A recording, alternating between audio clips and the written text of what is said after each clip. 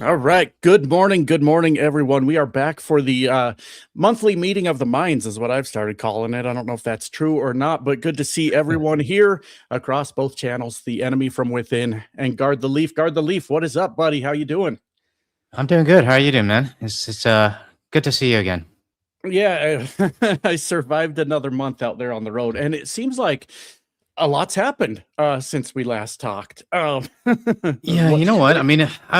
The last time we spoke, we said this the last time is that we hope that nothing happened, nothing extremes happens. But it seems like every time we talk, there's like a pile of stuff to talk about. So Yeah, yeah, it just keeps adding up. I don't know exactly where we were in this timeline last time we talked. Was there even a uh, war then? I think it was just starting, and yeah, it was just starting, and the news was just very how do I say it? It was new, I guess, right? And actually the last live stream we had, I think was at the beginning of this month. So just under a month, it's escalated to the point where I don't even think the orange guy knows what he's doing right now or how to contain this, right? So Yeah. a lot can happen within a month. Yeah, so you don't think he knows what he's doing, huh? Let's talk more about that. You're under the Well, impression that Donald Trump doesn't know what he's doing? Tell me well, more. I'm just being nice. I'm just being nice. Yeah, I hear you. I I don't hear know you. what the fuck you're doing. There we go. Can Mav's gonna be happy. I dropped an F bomb. So There you go. We'll get some more out of you before it's over. yeah, I hear, by the way, I hear Pete Hoekstra is pretty cool. Like, is that his name, Pete? Or Pete who's the Hoekstra. Hoekstra guy? Oh, yeah, your U.S. ambassador to Canada. Yeah, he's a bit of a Yeah. clown. So Is that yeah, his first he's name, the Pete, or did I fuck that up? Pete. Yeah, Pete Hoekstra. Yeah. Yeah, I was only saying that to get you to say fuck again.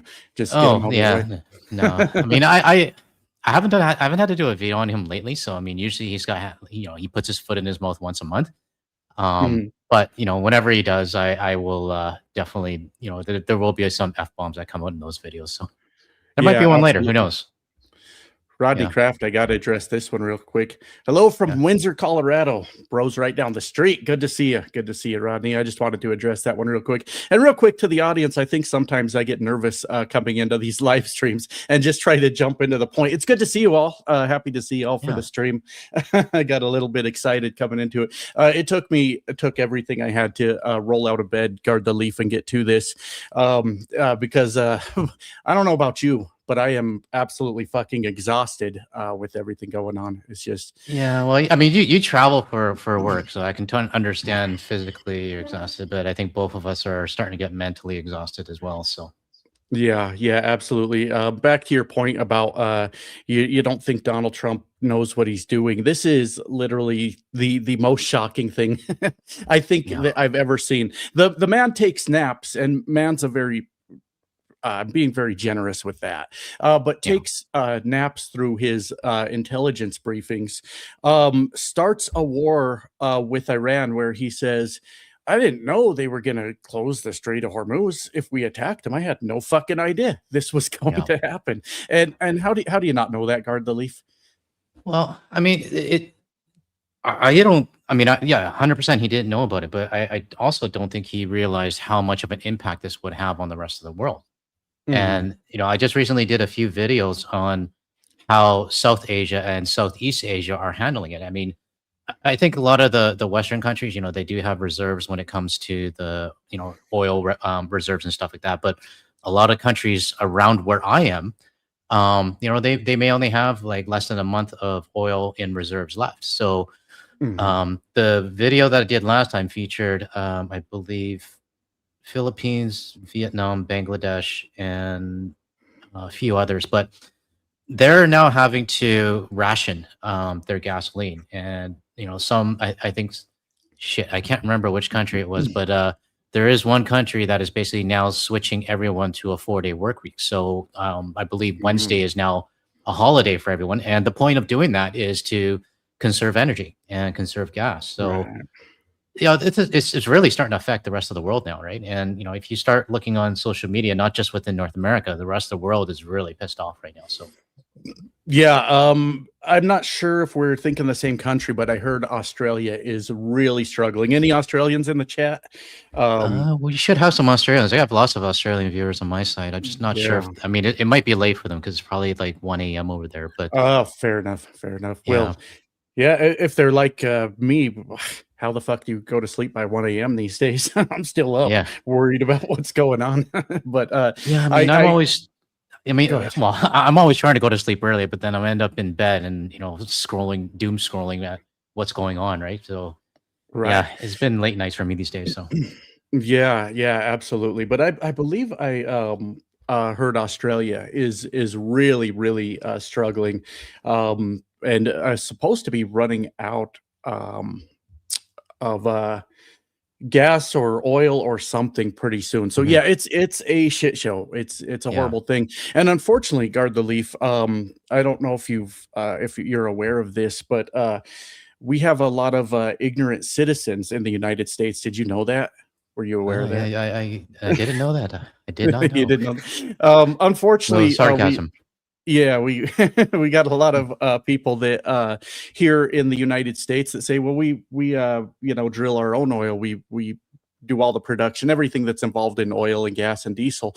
And I say, I Mm, don't know why prices are going up, just completely unaware of a global market for oil. yeah. And I think a lot of that just speaks to who a lot of us are in this country is just completely unaware that there's a whole world outside of our borders, and they think, well, we can just lower the prices by drilling, and maybe to a point, but I think the general thought process is, well, we'll just keep our all of our oil, and Uh-huh. and and everything will be just fine after Donald Trump just completely fucked up the global market, and it's just sort of a weird thing to listen to, when people Yeah. say stuff like that.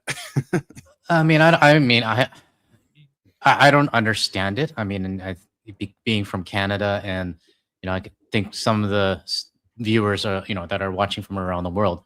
I mean, we know Mhm, that this is the U.S. might have its own oil, sure, but it is a global market that is affected, right? And mhm, if let's say, for example, if you do get your own oil, but let's say if something is manufactured in Asia, they don't have oil, then it's everything's interconnected, right? Everything's mhm. interconnected, and if one country's having problems, then the rest are going to feel it as well. So Yeah. Yeah, yeah, I tried explaining that to somebody. I've mentioned on my channel these days, I'm getting a lot more anger towards me, and especially after my last video about the No Kings, I'm getting a mhm, lot of let's say not so friendly messages, from your fellow U.S. citizens about my No Kings protest video. But mhm, it's really kind of it's a closed-minded thing. I think I don't understand it, but when it comes to the oil thing, mhm, I actually had to try to explain to somebody in one of my DMs that you know this person was basically saying the U.S. can contain itself. We got our own oil, just like what you said. But I said, well, what about what you're buying? What about what you're purchasing and everything mhm. else? What about what you're importing in? Those countries that are actually doing the manufacturing, they're the ones that are going to be affected. So if they're affected, then you're affected as well. And I think I kind of turned the light bulb on a little bit, but I'm not a counselor or a therapist. I just wanted to try to see if I can shed some light, but after that I was like, you know what, I'm done.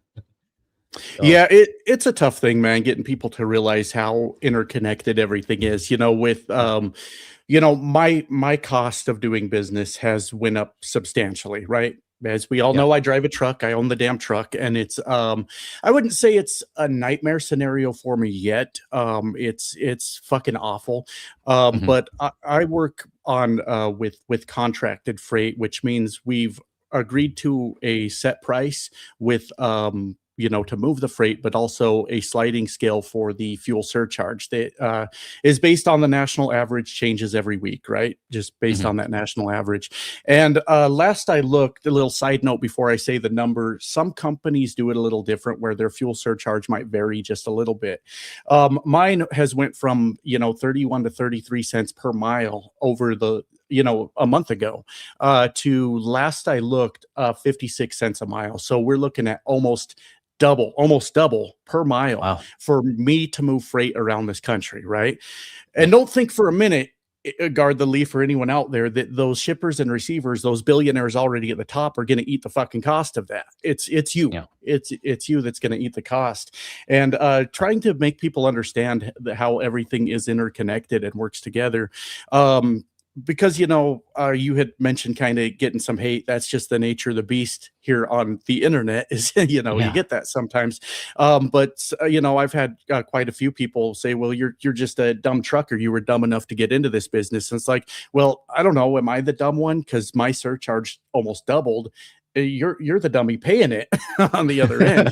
That's true. I mean, Yeah. so and I don't take that as winning. Guard the Leaf. A lot of No, truckers of will look course at not. that. Yeah, a lot of owner operators will look at that and say, "Look at me, I'm making more money." It's like it used to cost me between $1,100 and $1,300 per week in fuel for the truck, which sounds like a lot of money, doesn't it? Yeah. Well, now we're approaching about $2,500 per week just to keep Wow. fuel in that truck per week. Per week. Wow. So yeah, it's I know that was long-winded, but trying to get through to people on how interconnected the entire world is can be very Mhm. difficult sometimes.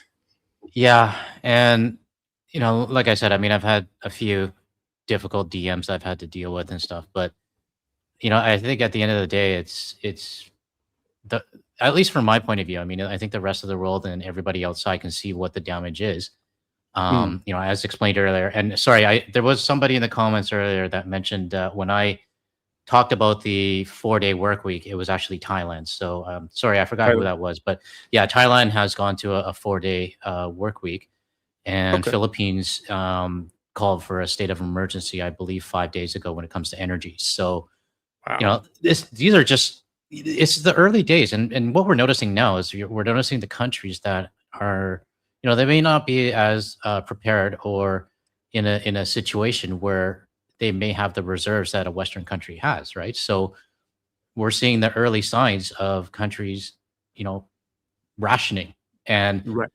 as it goes on, I believe we're going to see more and more countries starting to announce, hey, okay, maybe people work from home or don't drive as much or aircons off or whatever else, right? So I know Thailand is doing a lot of those measures right now. Um, Mm. Thankfully, here in Malaysia, there hasn't actually been anything yet, but I do know that Malaysia is a pretty big oil producer here. Mhm. So far, nothing really major here. And I actually just found out. I mean, what's funny? A lot of people are telling me about Malaysia. Actually, is the first country to rip up the agreement with the United States. So, or the tariff agreement Mm. because the tariffs were illegal, right?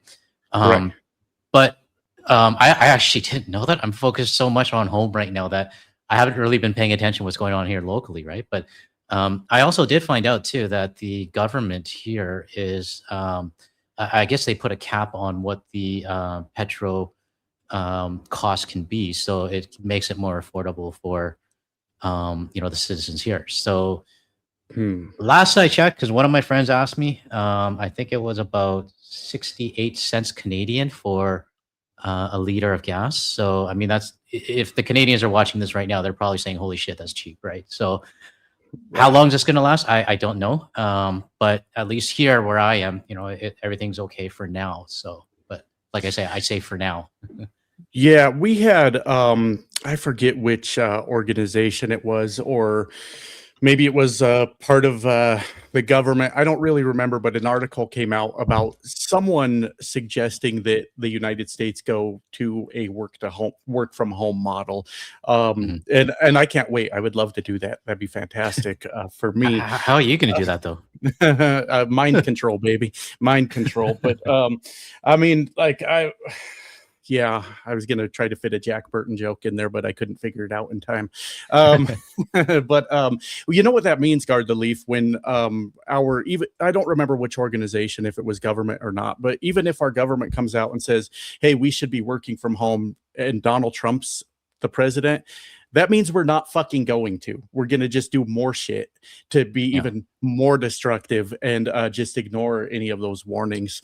Yeah. But I was thinking about something while you were talking. I feel like there's a point where the world is going to have to get involved in this in some way or another, right? And I don't know, maybe Mhm. maybe different countries are involved, but I kind of am getting to a point, Guard the Leaf, where I wonder, like, is there going to be involvement from, China or maybe different NATO countries or anything, and what does that look like? I haven't thought it through too well. What do you think what should happen with that? As far as the Strait of Hormuz has to open, Donald Trump and Israel were the aggressors here. What do you Yeah. think this looks like? Have you thought about it Well, much? I mean, the Strait of Hormuz right now, there are still some ships going through, but from Mhm. I watched a video a little while ago, and there are some ships that are going through, but I guess what they're doing is they're paying a fee to Iran to be able to go through. So it's almost like a toll, right? Mhm. I don't know the country offhand. I believe basically anyone that's not tied to the U.S., I guess, right? But that doesn't help any of the countries like that may have ties to the U.S., such as like say Philippines or um, any other country that needs it. So how do you get that, or how do you get those ships to go through and not get bombed? I don't know, but Mhm. you're right. I mean, I think there's got to be some sort of involvement, but at the same time as well, I personally would not want NATO to get involved, right? Because it's not Mhm. our fight.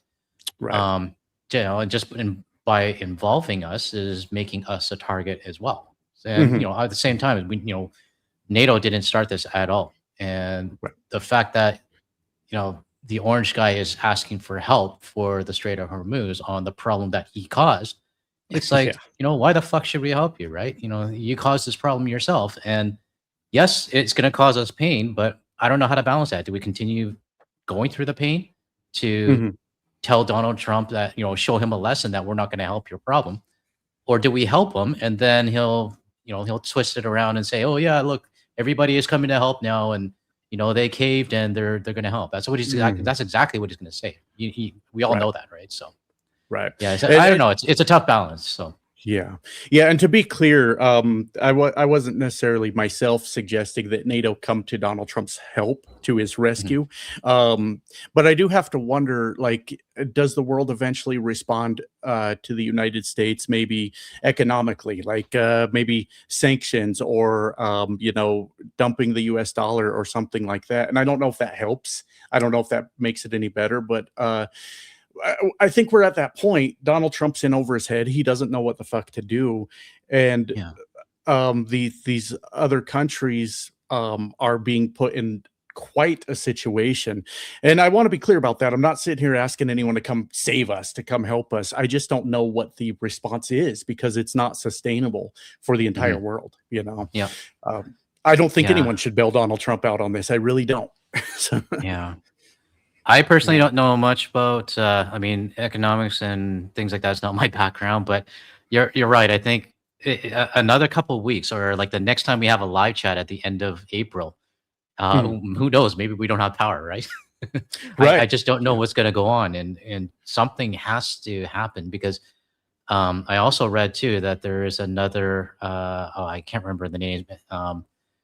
There's another group, I guess, that is now assisting Iran from Yemen, and Houthis. the yes, yes, Yeah.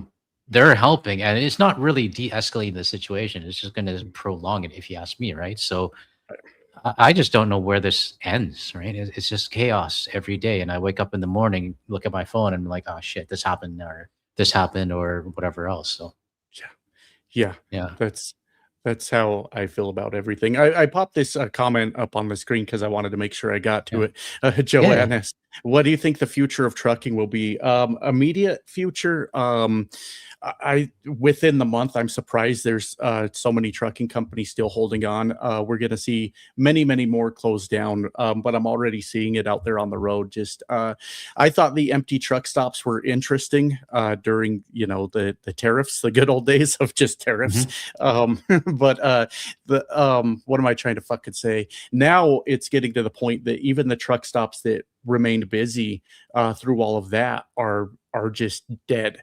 Um, but being in the United States, there's not going to be a real solution. Like I had a commenter, speaking of assholes in the comments, that said, "Why don't you just get an electric truck, dumbass?" And I responded to him, "There's no solution for an over-the-road electric truck, at least in the United States, dumbass." Like, I mean, Yeah, um, but destruction, carnage, chaos, that's the immediate future of trucking. And I don't know what the economy of the United States or the world, but especially here, looks like even in the next month, Joanne. Yeah. It's fucking carnage is all that it is. I wish I could give you a good answer, but not good. We're not going to adapt. We're not going to look into alternative energy sources for the trucks because Donald Trump is at the fucking helm and he's going to deny everything. He's going to he's handling it almost the same way he handled COVID. Everything's fine. What are you talking about? We're like totally kicking ass here. And Yeah. we saw where that got us during COVID, and Yeah. so here we are. And you know what, Guard the Leaf? I feel like I've been losing my fucking mind lately with the amount of people that have been coming to tell me I'm not even a Trump supporter, but bro, COVID wasn't even real. What are you talking about? I'm like, fuck. You're so close. You're full of lies and conspiracy theories. Just put on your MAGA hat and fucking do that. Yeah, but I also wonder too. I mean, it seems like you and I in our channels are getting a lot of, anger, or I don't want to say hate, but messages that I actually starting to wonder. I mean, are the messages that I'm getting actually MAGA people, but in disguise, trying to be, Democrats, right? And Mhm. it's just weird because it's a different type of hate. Because I mean, in the early days of my channel, it was obvious when it was a MAGA person because their pronunciation and everything was just completely Right. off, right? But it just makes me wonder if the anger that we're getting towards our channel is actually still MAGA, but just trying to be in disguise. It's a possibility. It's a Yeah. possibility because you can kind of spot them. They go, I'm not even a Trump supporter. And then they say a bunch of bullshit. I always call them on it. I say, nah, bro, you're a Trump supporter. You can't Yeah. fool me. This ain't Yeah. my first rodeo. Yeah, but you know what? In your videos, I really do like it when you show the truck stops. It's pretty cool and a good visualization of how empty they actually are. So I Yeah. would definitely keep doing that. So Yeah, I mean, I unfortunately think I'm going to have a lot of opportunities to do that. It's mhm. it's bad. The one I showed in Stratford, Texas, I never showed it before like this. But that one's always been fucking busy. It's one of my least favorite truck stops in all the places I go. But that's the one where I pulled straight through the fuel pumps, and Mhm. I was making fun of the guy that was scared to walk across the truck stop parking lot. That got me in a lot of trouble. People like, you're an asshole, dude. You're a fucking dick, making fun of that poor guy that's just trying to cross the parking lot. And like, I thought it was funny because like we're truckers, we're around this shit all the time. But like, he looked like scared for his life. I'm like, bro, Right. chill out. But that one in particular is just notorious for being just fucking busy, and Mhm. it's not anymore. And Like you I've know, never I'm not a trucker, so I've never been to a truck stop before, right? But I mean, like, mhm. when you go there, obviously, I guess it's to fill up on gas and just you said you shower there and just hang out. Is it usually just a place for like truckers to rest and refresh? And like, how long do truckers usually stay there for, I guess? It depends what you're doing. Obviously, go in there to fuel up. That's one thing. They got showers in there. A lot Right. of them have drivers' lounges, but those aren't used these days since the era of the internet, which I don't mind necessarily because I'd rather fucking slam my head into a brick wall than listen to an Right. old trucker tell me about the time he had to back into a dock. It's fucking horrifying. It's terrible. Because backing up is, believe it or not, a huge part of our job. Don't brag to me about how you did your job one day. But Right. and then obviously they provide parking. So when you're stopping for the night, that's where you park and go to bed. That's it. That's the American Yeah. truck stop. They're not what they used to be. They used to be.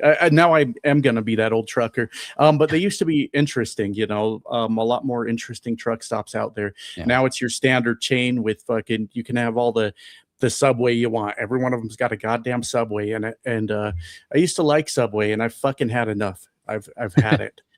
With So, fucking but I would imagine, like, obviously, a truck stop is a business, right? So I imagine that they're also suffering as well, right? Yeah, they would have to be. Actually, I did a video on that. It was Pilot Flying J, which was the same chain that I was at in Stratford, Texas, where they were still profitable year over year, but their profits were dramatically cut between 2024 and 2025. Yeah, because it's still 26 now. Yeah. So they saw a massive reduction in business over the Mhm. last year. And it was great because I've been saying that. I've been fucking telling everyone that. And like Yeah. this world is a frustrating place, Guard the Leaf, because you show people visual proof and they're like, nah, that's not real. That's not Yeah. really happening. Fuck. you know. Yeah. Um, but That's one thing I then noticed. I mean, you can give all the proof you want, and then someone will just easily say, "Nope, fake news." It's like yeah, how do you get through to that, right? So yeah, exactly. And that was like such a frustrating thing because I was showing all of that through the tariffs. And I'm like, look, these are less busy than they used to be. Then yeah. that article comes out, Pilot Flying J is losing money year over year. I put that out and they go, there was just excuse after excuse, Well, Mhm. maybe it's because they've cut their prices so dramatically and Donald Trump's thriving economy that they lost lost out on some profit. I'm like, tell me one goddamn billionaire that's going to cut prices so that they Yeah. like because Donald Trump's economy is so good. Get your head out of your ass. What are we Yeah. talking about? So, Yeah. yeah. Frustrating, man. Yeah. Well, like I said, I mean, it's been less than a month that we've last did our live stream, and just so much is going on. I mean, Yeah. I watched one of your video this morning, and you mentioned that you went to the No Kings protest in your area. Mhm. And you also mentioned it too. You were a little bit disappointed in terms of not seeing any younger generation people. Is that normal? I guess, or I mean, did that happen last time? Or Yeah, I got to be fair with that. I am in a smaller town, so it's a very small sample size. I no? tried to emphasize that in yesterday's live stream, but I may have failed to make Hmm. that point because I was planning to maybe go down to Denver's, but the logistics of it was just a fucking nightmare. Because I'm only like 60 miles out of Denver, something like that. But Hmm. it's any downtown area of a major city is already hard enough to park a fucking car. And then you imagine that there's protests going on. I'm like, okay, where could I park my car that's closer so I could Uber the rest of the way in? And I was like, fuck it, I'll just go to the one in town. Right. So in fairness, much smaller sample size than if you were to go into a city. But Hmm. yes, shocking lack of younger people out there. And that's even reflected in the demographics on my channel. I cannot get like the 18 to 26-year-old range to watch this fucking channel. It's like a Oh, super small percentage, yeah. you know. I'm the same as you. I mean, my 18 to 25 is non-existent. Yeah. Although I believe 35 to 45 is actually really growing right now. So the younger generation, I guess even in Canada, really does not pay attention to my videos, right? So it's sad and shocking, but honestly, I'm also not surprised as well. So Yeah. Yeah. I I wish I knew how to reach the younger generation. And I mean, I think overall I know how, but it would involve like me turning into a complete douchebag. mhm. If I could act like Joe Rogan or Andrew Tate or some bullshit like that, Yeah, no, sure, don't go I'd get that their route. attention. Yeah, yeah, sure, I'd get their attention, but at what cost? At Yeah, what fucking cost? So that's the tough thing is you get these young men that believe all the bullshit that comes out of their mouth. That this is masculinity. The bullshit that they're like talking about. I don't fucking get it. I don't mhm, understand it at all. And it's no, like, you have to listen to people. Like, I mean, I get it. It's the fucking internet, but I get told all the time, like by Trump supporters, of course, you're not a real man and all this bullshit. It's like, yeah, okay. The reason, one of the huge reasons I do this is because I'll be damned if I'm gonna let a bunch of old fucking Republican white dudes take my daughter's rights from me. Tell me that ain't masculine, yeah, And yeah, I was out riding around with my daughters yesterday in the car, and they wanted to listen to some Taylor Swift, and they wanted to like blast it out of the car. They had the windows down, sunroofs open. Everybody could hear fucking Taylor Swift coming down the street. And sure, I was getting looks from some dudes like, "The fuck you doing, bro? Are you even a man?" I'm like, "Hell yeah, I'm chilling with my daughters. What are you talking about? Fuck Yeah. off." Yeah. So how do you get across the point that giving a shit about people is masculine? We're losing that battle. Yeah. But the thing I'm always curious about is how do you get the younger generation to want to get involved? Not get involved, but at least be in tune with what's going on, right? And Yeah. funny enough, I mean, I'm not talking about the younger generation right now, but what I did notice is that especially with all these gas prices, it seems like now the MAGA side are starting to pay attention, and they only started to pay attention because now it's personally affecting them, which is costing them like what $5-6 a liter, right? So now is when they want to pay attention. But Yeah. I just saw it's just kind of funny because I mean when I'm doom scrolling looking for content and stuff, I just start seeing a whole bunch of MAGA saying, "Hey, we didn't vote for this," and I didn't want higher gas prices, and this is not what I wanted. But in the long story short, they're only saying this is because they're now personally affected by it. So Isn't that so goddamn typical? I mean, yeah, my God, how many times do we have to listen to this shit? Fucking farmers for Trump. Fuck yeah. I don't understand. I the only thing I can get yeah. from it, guard the Oh, leaf. sorry, 1 second. I meant $6 a gallon, not liter. Yeah, Yeah. I'm Canadian. I meant six. I say liter, so $6 a gallon is what I meant. Sorry, Fair. guys, go ahead. Yeah. But the only thing I can assume with the farmers for Trump is literally that they voted for the bailout. They said, man, if we get Trump in there again, we ain't got to work for the next 4 years. They'll bankrupt our asses and we'll get those bailouts. It ain't going that way. But when the farmers started getting fucked over, and as far as I can tell, there has been no bailout. Maybe I'm wrong about that, but I remember Donald Trump announcing a bailout. Congress didn't do anything with it, and you think Donald Trump's just going to hand out money? I don't know for sure, but I'm not sure. I haven't seen anything. I haven't seen anything. I mean, I remember seeing that announcement because the farmers were like, the farmers actually said, no, we don't want the bailout. We want the partnerships that are the market back, right? Obviously, they're not going to get it, but I never saw anything else when it came to whether or not they actually got that bailout money or not. So, right, but who knows? right. They might not even announce it. They'll just probably take it, right? So. Yeah, it's hard to say, but no, it's that same old fucking thing over and over. Like, oh, I didn't know you were going to bankrupt my farm, Donald Trump. Now I'm so fucking upset. Oh, Donald Trump, I didn't know you were going to deport my wife. what are you doing? And then you have the fucking asshole up there somewhere in the Midwest. His wife got deported, and then he was asked if he still supports Donald Trump, and he's like, hell yeah, I still support him. I think Donald Trump's doing the right thing. Like, oh yeah, there's been tons of those coming out lately. I just did a video on construction business owner. He voted for the orange guy and lost all of his workers. And he said he would still support he still supports him, but didn't think that ICE would come after his staff, right? So I just don't get it. I mean, even after the guys, the video, the report that they created on this guy was a very kind of victimish kind of video, making him look like the victim of something. But it's like you voted for this, and you knew you had employees that might be undocumented.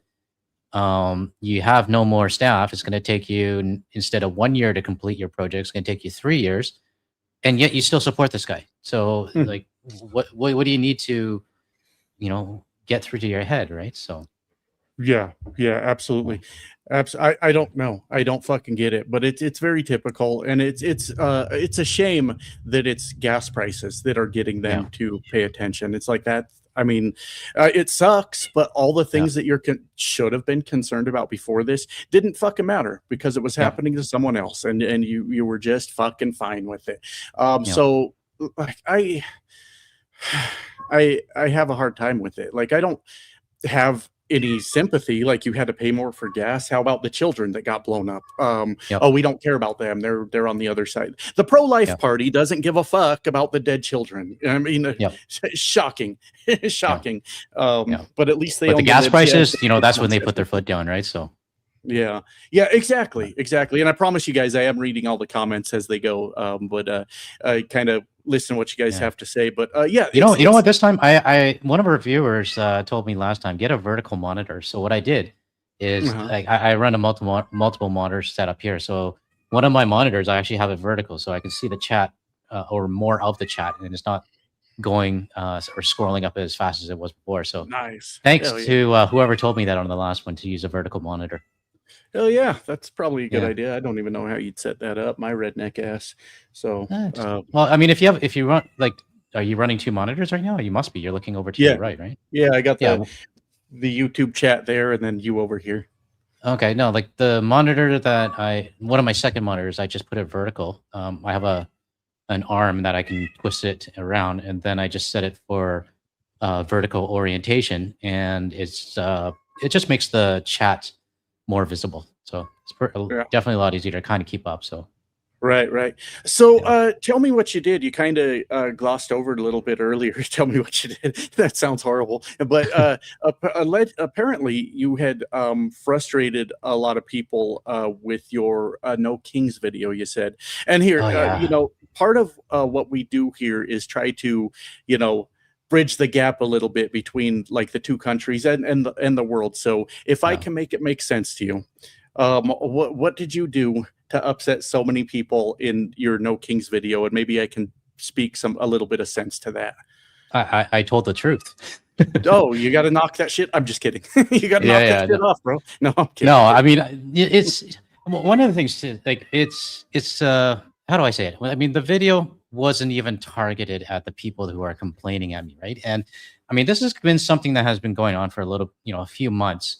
Mhm, And you and I talked about it offline. I'm like, hey, why the hell are these Democrats who are, they are fighting, they are the resistance. Why are they coming after me, right? They should be coming or going mhm, after their own citizens who are, basically not engaged or not paying attention, right? So mhm, the video, I the No Kings protest, yeah, mhm, it's great. I have nothing wrong with it, and I think it's a great thing that you and your fellow citizens attend, and something needs to happen, right? But mhm, me, as well as I think a great majority of the rest of the world, this is the third one that has happened, and it's kind of like, okay, so these No Kings protests happen, what's going to happen after it, right? And mhm, mhm, nothing really comes out of it, right? And I understand that it's not going, these protests are not going to take down the orange guy. It's not going to like put him into the ground or make a change. But what I also am noticing, and I think a lot of people, who follow my channel also agree with me, is that what I pointed out in my video is that the first No Kings protest had 5 million people across the country. Second mhm, one had 7 million across the country.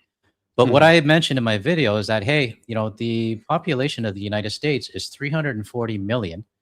You mhm, subtract the 77 million, obviously the MAGA, they're not going to attend, leaves mhm. you with, I think it was like 168 or 180,000 million or something like that. It's a big chunk, right? Yeah. And what I was trying to say is that, I commend and support everybody that is attending the No Kings protest, but Mhm. you need to get more people involved, right? And 100%. one of the things that some of the people were complaining to me about, one person, all caps, the entire email that they sent me was freaking all caps, and it was like a wall of text. I only got through maybe the first 5 paragraphs, and I said, you know what, forget it. I'm not going to respond to you, right? But it was somebody that actually attended the two No Kings protests, and Mhm, the direction wasn't really about how do I say it, within their country. It was more like, why is the rest of the world, um, you guys you guys have no say in what's going on. You're not in the country. You're not living through this. You got no involvement, basically, right? mhm, And I was gonna reply, but after like the counting, there was like 12 paragraphs of all capital letters. I said, "Fuck it," right? mhm, But what I would have replied with is that basically, my video is not directed at you or anybody who is actually attending the No Kings protest.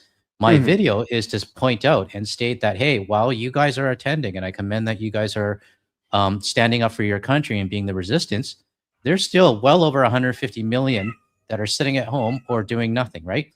Now, Yeah. I totally get that, there are people who might not be able to make it because they have work or, they have a family commitment or whatever else. Sure, fair enough. And I totally understand that. But Mhm. there is a very good population that are probably just going on with their day, not even paying attention. They might be doing whatever it is they do in the day. When they get home, they might turn on the news and say, "Oh, okay, the No Kings protest happened," and then that's it, right? Right. Right. That is what I the point of my video is, to try to say, look, you guys are great, commend you for doing what you're doing, but you need Mhm. more, right?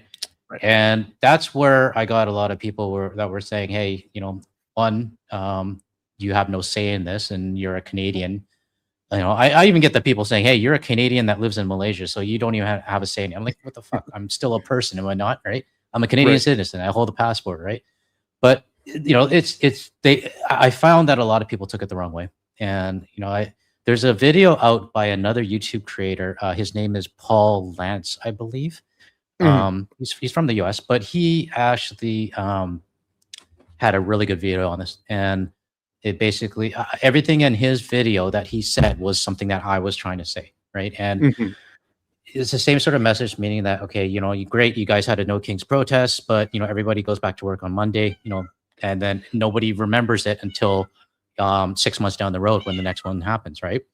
Right. And obviously, in my opinion, and I think a lot of people around the world are probably going to agree with this, is that there needs to be more than just a general protest. And you mentioned it in your Mhm. channel as well, is that you guys need a general strike, right? And Yeah. something that would actually hurt. And Mhm. I think that, this is just my personal opinion, but I think that would hurt more versus, these quarterly protests that are happening right now. Right. Someone in my video actually said it was pretty funny. There's like a quarterly barbecue that everybody is attending, right? So, Right. um, Right. but that's where I guess maybe my delivery of my video wasn't right. Mhm. But I think I would say about 95% of the people who responded in my comments, they understood, and it was just a 5% that kind of took it the wrong way. So why they took it the Right. wrong way, I don't know. But it's not just this video. I think it's been a lingering thing. Mhm. I just don't.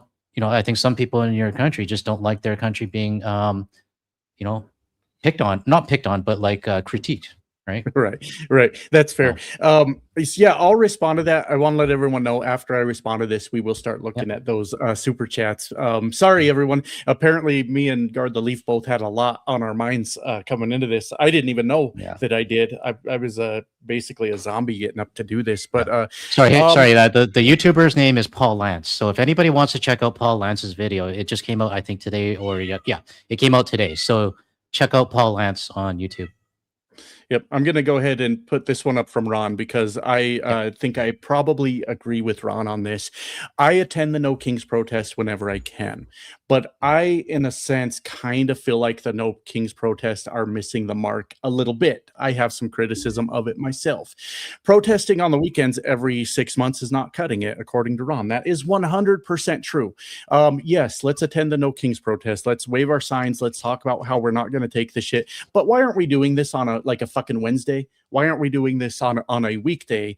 And look, I know we're all going to take the hit financially that day, but take the day off work, make it hurt economically, and go out and fucking protest, right?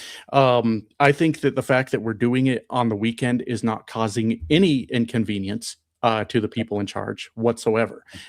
We show up Monday through Friday, we do our jobs, and I think that we should uh, exactly like let me grab this comment here. uh Mad Wife Cinda says Monday would probably be the most disruptive. That's what I think we should be going for. Now, I'm not in charge of the No Kings. I don't organize this at all. But I would like to see something more like that. And Mhm. to your point about the huge amount of American citizens that are not showing up. Yeah, what the fuck are you doing? I get a lot of people. Let me try to explain this the right way. The both sides are the same people. The voting doesn't do anything, people. And Guard the Leaf, if I wanted a channel of, and I want to be clear, I'm not like saying this is even close to all my viewers. It's a very small percentage. But if I Mhm. wanted a channel of people that just sat on the sidelines and did nothing, I would have done like a football channel. I'm an NFL fan. They're not going to let us average everyday people on the goddamn football field to play football. We can armchair quarterback that shit all day. Mhm. But the interesting thing about democracy is you can fucking participate. You don't have to sit on the sidelines. So sitting there saying that this doesn't do anything is the attitude of a lot of American citizens right now, and we only get to participate for a little while longer if we're lucky. Because Mhm. that will be taken away. I agree, and on that point, I read on Blue Sky yesterday. I need to follow up on it, but I read something on Blue Sky yesterday, an article that there is an actual date set for a national general Yeah, I strike. think it's They, May 1st or something like that. So Thank you for saying that. I didn't want to say it because I wasn't sure if I I had that think it right. Yeah. is. Yeah. Yeah. I promise you, I have already looked at that and I said, okay, if it's going down May 1st, then I am parking that fucking truck on May 1st. And I am going to be pushing it on my channel very hard that take the day off. As a matter of fact, I might fund a few people myself that like, hey, how much money you going to lose out on missing that day of work? How do I send you that? How do I reimburse you to just stay the fuck home? Mhm. And I'm not able to extend that to very many people, like maybe a few, people like, hey, how much money do you make in a day? I got you, Yeah. to get a few more people to do that, because if it's May 1st, I'm doing it, I'm participating. And Mhm. no kinks is great. I mean, it's a good thing, but I think we're making it way too convenient, is my opinion on it. I don't know if any of that made sense. No, it So, totally makes sense. I mean, it would be more impactful if it was on a Monday or even a Wednesday or something that is going to cause disruption to businesses. But at the same mhm, time as well, if you do have it on a Monday, how much smaller are these crowds going to be, right? So if let's say, for example, Saturday there was, I don't know, let's say it was, I read reports that it might be about 9 million this time. mhm. But if you do it on a Monday, is it going to be 9 million or is it going to be maybe 6 million? Because some people Well, decided, oh, I got to go to work instead, right? Well, that's So where a lot of yeah. people. I'm sorry, I didn't mean to cut you off. Go ahead, finish No, your no, no. thought. That yeah. No, go ahead. I mean, that's just my thought, right? It would probably be a lot smaller if it was on a weekday. And that's where people need to fucking just take the hit. Honestly, Yeah. I'm going to do the same. I'm going to take the hit on that. If you've got a vacation day, cash that shit in. Make the company pay for you to go out and process the shit. Um, but if you're not willing to take the hit for one day, uh, what are we doing? I mean, Yeah. I just don't understand. You're not willing to lose out on a day's worth of wages to send a message to the people in charge that you're not going to put up with their bullshit. I don't get it. Yeah. I don't get it. Yeah. And I get, well, let me try to be a little nicer about that. I get that we're all living, paycheck to paycheck. I know that we're all struggling. But by continuing to allow them to do whatever they want to do isn't going to fix the situation. We need to Hmm. take the hit financially now, um, Yeah. before there's nothing we can do. You know, Yeah. I understand the struggle. I really fucking do. But is it worth losing a day of pay to make them feel it economically? And Yeah. if they don't get the message, then we're gonna have to step it up. Are we willing to shut it down for a week? Hmm. Um, yeah, I get it, Joseph. I hear you. I hear you loud and clear. But if we don't, that's the Yeah. only language they speak. That's the Yeah. only Joseph, language they speak. I would actually watch Paul Lance's video, the one that I just mentioned earlier, and he actually talks about this topic right now. Is that if you want change, you got to feel a little bit outside of your comfort zone, Mhm. um, or feel a little bit of pain to be able to make a difference. So yeah, Paul Lance's video is really good on this. So let me see if I can. I sent it to Kay. Anyways, keep going. I'm gonna try to find the link while we're chatting. Well, we're about 50 minutes into it, and we have not responded to a single super chat. And apologies to everyone. Just it's so much to Is it talk 50 about. minutes already? Holy shit. Yeah. So we better start getting through that. So Yeah. I hope that people that sent super chats early are still here to hear our responses to that. Let me know when you find what you're Sorry, looking for. I found the link. I'm just gonna pop the link into the chat so if people can take a look at Paul Lance's video. So Yeah, I'll try to catch it on my side. You dropping it on your side? yeah. I'll go ahead and pin it on my side as soon as I see it. Okay. And then I sent it already. So oh well, fuck. Maybe the chat moved too fast for me. oh, is it Wait, being blocked? No, I'm not going to see it on my side. I'm just being a dumbass, basically.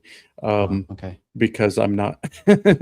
I'm not on your chat. I'm on my chat.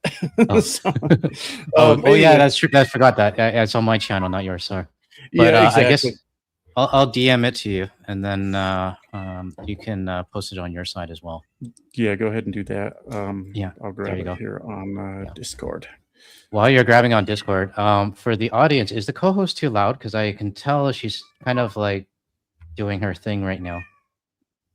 If she's too loud, let me know, and I can actually move her. She can spend time with mom. All right, that's that one. Yep. Here, eat this. Eat this. Eat this. I'll go ahead and stay here and watch our live stream, everyone. But I'll go ahead and just pin that to the top. Yeah. Don't bail out on us, though.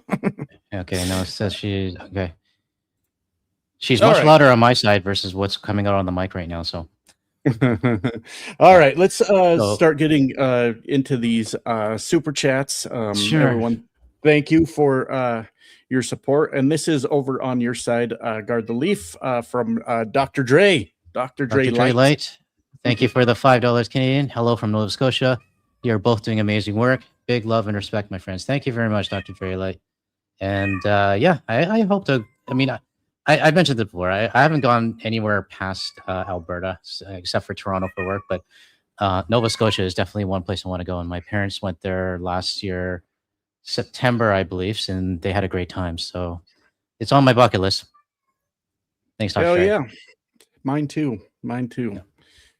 And the tiniest over on your side. Tawny, how's it going? She's one of my she's one of my Reddit moderators. So oh, nice. Yeah. So Tawny says, "End of the war, depose Trump now, Slava Ukraine." Yep. I think everybody wants to just wait. You know what's funny? I posted a video. It was kind of at the end. It was more of a funny video, but someone was saying, you know, she's waiting for that text. That one day when she wakes up, she's waiting for that text message or that message on the phone saying that it has happened. And when it does happen, the entire world's going to be celebrating. They're going to be having holidays for this. But not once in the video did she mention what it actually meant. But everybody knows what it means, right? So, right. Yeah, but I think everyone has that feeling. So, yeah. Thanks, Honey. Maybe it'll be like an international holiday where we all eat tacos and celebrate and. Just a thought.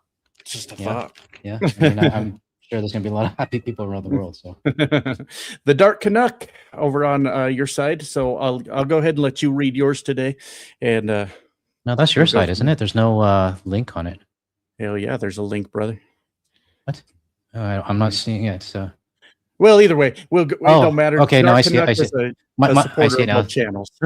Yeah, sorry, Dark Canuck. So the Dark Canuck 9692. Thanks for the $6.99. But that one is for me. By the end of it, I can tell that one's for me. We use the diesel partially to power our cabin in North Ontario. I feel your pain, sister, wife. Number 179. That's got to be yours. Thank you, Dark Canuck, and sorry about the confusion. I did not know about using diesel to power cabins, but it is very, very versatile. And to power a cabin, Jesus, I can only imagine. I can only imagine the bill on that. How many gallons of diesel, Dark Canuck, does it take to power a cabin? Like, what size tank are we talking here? I got two 95-gallon tanks on my truck, and I haven't completely filled them. It's been about a week since I completely filled both, and I was right around 800 $800 to fill both. Right. And that lasts Wow. 2 days, in case anyone was wondering. So, Wow. we got E.M. Parker. Love the live stream and your content. Keep it up. Thank you for the $5, Parker. Yeah, we're gonna keep it up. It's been tough. It's been absolutely exhausting keeping up with everything. Like I said, I just rolled out of bed and like, okay, we got to go do this live stream. I had to hype myself up a little bit and get ready to go. But yeah, we'll both keep it up, but forgive us if we get a little tired sometimes. Yeah, I think we're both on that kind of. It's been a little bit draining these days. So, yeah, but I'm pretty sure absolutely. everybody's drained as well, right? I mean, everybody's listening to the news or watching the news, and everyone's feeling the pain as well, right? So not just the people in the U.S. Yeah, absolutely. I agree 100% with that. 100%. We've got Heavensley. Hope I said that right. I'm not good at pronouncing stuff, but thank you for the channel membership. I appreciate you. And we got Boogie the cat just went nuts over here. We've got hey Boogie with the 1, 2, 3 gifted channel memberships from Boogie the cat. Thank you so much. Thank you so much. I was reading another comment that made me giggle a little bit, so pardon me. But thank you for the channel memberships and I suck at pronouncing shit. Feldegast, I guess. Yeah. Feldegast. Gifted 5 enemy from within memberships. I appreciate that. Thank you for your support. And this one is for you, Guard the Leaf. But we could both respond to that, but go for it. Yeah. So thanks very much, Echo Beef. He's been one of my longtime viewers. Thanks for the $2. Do you think this could lead to a U.S. depression? Yes. I mean, the way we're going right now, the U.S. is not making any friends at the moment. So my concern is that yes, the U.S. will probably lead into a depression, but what about the rest of the world? It's going to take us down as well. So yeah, absolutely. That's my thought. Yeah, I 100% believe that that's either here or that it's coming. And the unfortunate thing is it's going to depend on who you ask. You know, if you're a Trump supporter, it will still be the greatest economy that has ever existed. So more frustration on the horizon is what I'm saying. Yep. Depends who you ask. I mean, the excuses these days are just absolutely insane. I talked about in a video recently where I kind of fucked up, but somebody was telling me that it doesn't matter as a trucker that fuel prices are higher because fuel prices are 100% tax deductible is the word they use, Guard the Leaf. And I fucked up because I had considered it as like a normal expense where I grab my receipt, I hand it to the accountant, and I don't know, I'm not a tax professional, but roughly let's say 35% is your tax deduction for the expense you just had. Well, it's still an expense. So every dollar you get a 30-cent tax deduction. What are we actually talking about here? And I misunderstood it as that is how taxes work on fuel, and I was wrong. A lot of viewers had corrected me, which I always welcome when I'm fucking up. And they said, no, what it does is it comes out like before your deductions, if I understand what they were saying, and it lowers your taxable income. Only a fucking Trump supporter could say, hey, my income was lowered. That's so fantastic. That's such a great thing, But yes, U.S. depression. Yeah, I mean, it's 100% possible that we're like already there. I don't know the specifics on how depression is something like what 2 quarters of negative GDP, or is that a recession? I don't remember. Yeah, I don't remember. Sure. Yeah, exactly. But yes, 100%. Long-winded, yes, on my end. So, you got Jay Davis with the hell yeah, Jay Davis hooking you up with $25. Thank you, Jay Davis. Appreciate the $24.99, and thank you for supporting my channel. Yeah, and also subscribe to Josh's as well if you haven't done so yet. And subscribe to Guard the Leaf if you haven't done so from my side. He does get a little worked up sometimes. I think we all do. But listening to him talk when he does get frustrated with the do nothing Americans, he's not referring to the do something Americans. Yeah. And I don't know. It's a tough thing right now because we do have a lot of people pissed off at the United States in general, and I totally fucking get that. Guard the leaf. I understand that. But it does get tough sometimes because there are those of us that are doing our best and trying to just navigate this. And yeah, when we come under fire, it's kind of a tough thing to deal with. But anyways, I subscribe to both channels is what I meant to say. Guard the leaf means no harm when he gets frustrated. And the thing that really sucks is when people do those super stickers, StreamYard doesn't show them. It just says super sticker. So it's actually an animation that pops up on the YouTube side of the screen. Oh, is that what it is? Oh, Yeah. I can't see that either, so I'm not too sure what it is. Yeah. So it just says super sticker. Unfortunately, StreamYard has not caught up to those. Well, thank you, Jay Davis. Appreciate it. Yep, appreciate it. I got a channel membership from Valita Bennett. I hope I got that one right too. I'm the worst at not if it's not like a very basic word, I can't pronounce names to save my life. So I feel like I got that one right. Thank you for the channel membership. Appreciate you. And we got YUL Spotter over on the Guard the Leaf side, a huge supporter of both channels. Thank you, YO Spotter, for the 5. FYI, all airport vehicles that circulate on runways, aprons, taxiways in Canada are mandated to have transponders. Why not in the US? So that's a good question. And, that's, I mean, obviously, I think everybody's heard about the Air Canada incident at LaGuardia.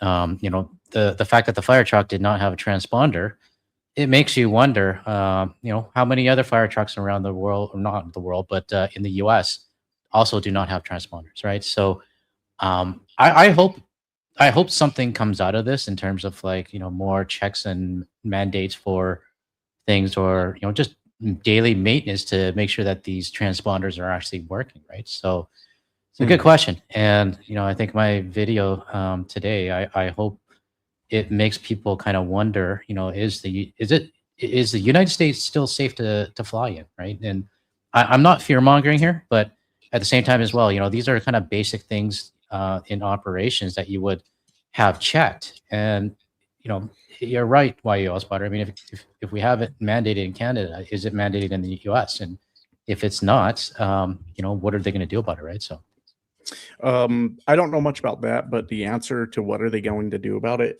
nothing is your answer. We are in the most backwards fucking country. I cannot believe the stupidity coming out of this place. I don't know much about the airports and the transponders, but I guess maybe I have sort of a related topic I covered in a video recently, where I don't know if you caught that video, but a Republican, I believe congressman out of Georgia, I don't remember his name, Mike something, has come up with a brilliant plan, Guard the Leaf, to save truck drivers a ton of money, because he's figured that the cost of doing business as a truck driver is just way too high, and he's right about that. It is way too high. So I think it relates, because in our backwards country, we're not going to put transponders on the shit. I don't know enough about it to speak too much on it, the transponders. But his brilliant idea was to get rid of all the emission systems on trucks, the DEF, the DPF systems that stop us from blowing black clouds of smoke out of our truck, right? Really, Mike, you're a Republican, and the thing that has caused our prices to rise dramatically is the war that Donald Trump started. You're in a position to fucking stop it, and you go, you know what we're gonna do instead of stop the war? We're gonna blow black clouds of smoke everywhere, and that's really gonna drive the cost down. Motherfuck. So are we gonna enforce the use of transponders? No, of course we're not. Are we going to do the right thing in any scenario right now? The answer is no. We're not. So and I mean, the aviation industry in your country right now is definitely under the microscope. But even especially with this incident at LaGuardia, the TSA issues. And there was another close call in California as well. I had that in my video today, and it just makes you wonder, when is the next incident going to happen, right? And for the specific air traffic controller that was handling it, I mean, I've mentioned in my videos, I personally don't blame him. Obviously, he was the one that gave the call to have the fire truck cross the runway, but at the same time as well, from what I know, he was doing basically two people's jobs, right? So Mhm. you can't, in my opinion, I can't really fault somebody that is doing multiple jobs when there's supposed to be, um, multiple people doing it. So Right. for me as a traveler, I'm going to be avoiding the US. I mean, I'm avoiding it anyways, but I emphasize on my channel that if you are going to be, say, flying over to the US and going to, say, Mexico or somewhere in the Caribbean or Costa Rica or something, don't do a stopover in the US. Multiple Mhm. reasons why. One, for safety. Two, TSA. Right. Right. Right. No, So absolutely. No, I agree with that. I mean, it was what was it? God, at the beginning of Donald Trump's term, which feels like fucking years ago at this point. it's only been I 14 months. I know. I don't remember the specifics, but I think air traffic controllers were part of the Doge cuts. Air traffic controllers, waste, fraud, and abuse, of course. Yeah. And then the planes started falling out of the sky, and we just sit around looking fucking dumb. And that was a Yeah. tough one too, because when I was covering that on my channel, people are like, "Oh, you're really gonna blame Donald Trump for this?" Like, yeah, we didn't have planes wrecking every other fucking day Yeah. before we did this shit. Of course, I'm gonna blame him for it. It's his fault. Mhm. It Yeah. drives me nuts. Drives me nuts. Yeah. This one is coming from your side to guard the leaf. Thank you, Arbutus RM. Thank you for the 10. Two people and myself each suggested in your last podcast. Oh! Thank you, Arbutus. Yeah, so he suggested I go portrait rather than landscape. So I'm actually Mhm. watching all the chats in the window right now on the vertical monitor. So it's definitely helping right now. So Nice, I nice. I will try. Yeah, I mean, get one of your monitors and flip it around vertical, and that Yeah, way you'll be able to see more of the chat. So I saw this fucking monitor yesterday. I went to Best Buy for, of all things, a goddamn vacuum cleaner, which isn't near as fun as the stuff you can get into in a Best Buy. But I saw this goddamn curved monitor that was like as long as my desk. It was like $1,500 or something. I was like, that is wow. nuts. That is Uh, insane. But if I turn that one vertical, it'd probably run into my ceiling, I'd imagine. Yeah, no, But I did. the vertical monitor I have is it's a 27-inch monitor, and I just flipped it vertical, and it just shows more of the chat that's going right now because it's going pretty fast. So Yeah, yeah, that's not a bad idea. I'm yeah, just in this little corner here, so rearranging shit is like a real pain in the ass, but not a bad idea at all, at yeah. all. Thanks, We've Arvidas. got yeah, appreciate it. We've got two for you coming up. There you go, new membership. Mhm. Oh, thank you, Feldafast. Is that on my side? Oh yeah, it is. Yeah, mhm, Th- yep. Thank you very much, Feldafast, for the becoming a member. And they also gifted 5. How about Wow, that? thanks for How gifting about 5. that? I Yeah, still don't know. absolutely. I mean, I should take some time to understand what gifting means, but you kind of explained it on the last one. But appreciate you gifting it to other Guard the Leaf community members. Yep, that's basically it. They push the button where they can gift the memberships, and they basically cover the cost of 5 random people to have a membership to your channel for a month, and that's the whole thing. That's it. Wow, thank you very Yeah. much. Yep, absolutely. And this one is for you too, Guard the Leaf. Oh, thank you very much, Piper Sol 6761. Appreciate the 20. Thanks for all you do. I appreciate it. I mean, I'm I don't. I'll be honest with you. I don't like being in the spotlight, and it's just me kind of venting. That's what my channel really is, and calling things out. But I do appreciate the support that you have for my channel. So Hell yeah, absolutely. And I got one here. God's Warrior with the $10 says, "Why do truckers run engines overnight while sleeping when the weather is perfectly fine outside? No need for AC or heat inside the cabin. Do you do this?" I do not do that because my truck has what's called an APU. It's similar to a generator that's strapped onto the back of the truck that runs your electric, your AC, your heat, and all that while the truck is off. A much smaller engine, much more fuel efficient. But uh, I guess for each person, it's going to be different if you need heat or AC. Like I'm a bitch when I'm even a little bit cold. I fucking hate that.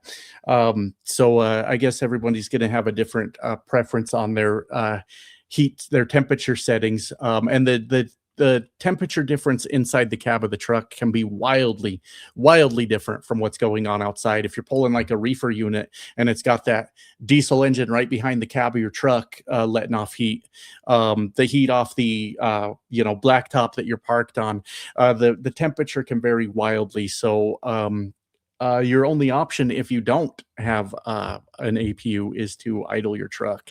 It's not the greatest system ever, but it's kind of what we got sometimes. So that's my answer. That's my answer. Nice. And this one is for you, sir. Another one from Echo Beef. Thank you very much for the 2. They can't fire you if you all walk out at once. Yeah, I mean, I think this is talking about the general strike that's happening on May 1st. And I mean, what is the company going to do? I mean, if everybody decides to walk out on one day, I mean, obviously, I guess maybe there's going to be some HR repercussions after. But I also feel too like you do have to feel some pain, and if your country wants to have some sort of change, people need to get out of their comfort zone. But Paul Lance's video, just watch Paul Lance's video. I agree with everything he said. So. Yeah. No, I mean, we are at that point. I did see the comments earlier that a lot of people are struggling, and trust me, I fucking understand every bit of that. I really do. I would like to see a lot of people willing to take that hit and make it hurt financially for the people that are in charge of our country, to this point, if they want to fire the whole office or whatever that walks out, that's an HR fucking nightmare, as they've got to hire and do orientation and go through all the paperwork for a whole new staff. I mean, hiring is a very expensive endeavor for companies out there, which is shocking when you think about it. Like, we don't want to pay a living wage in this fucking country. We just want to let people quit and hire the next asshole that walks through the door. And companies I'm not an economist by any means, but from my understanding is companies would do a lot better financially if they actively work to retain their employees. But that's a whole different topic, I suppose. But yeah, it's a good point. It's with the truckers, right? If the truckers would just, a good portion of us would just shut down and say, hey, we're not working. Even if we're just saying it's the high diesel prices, we're not working. Well, the war's got to end for these diesel prices to come back down.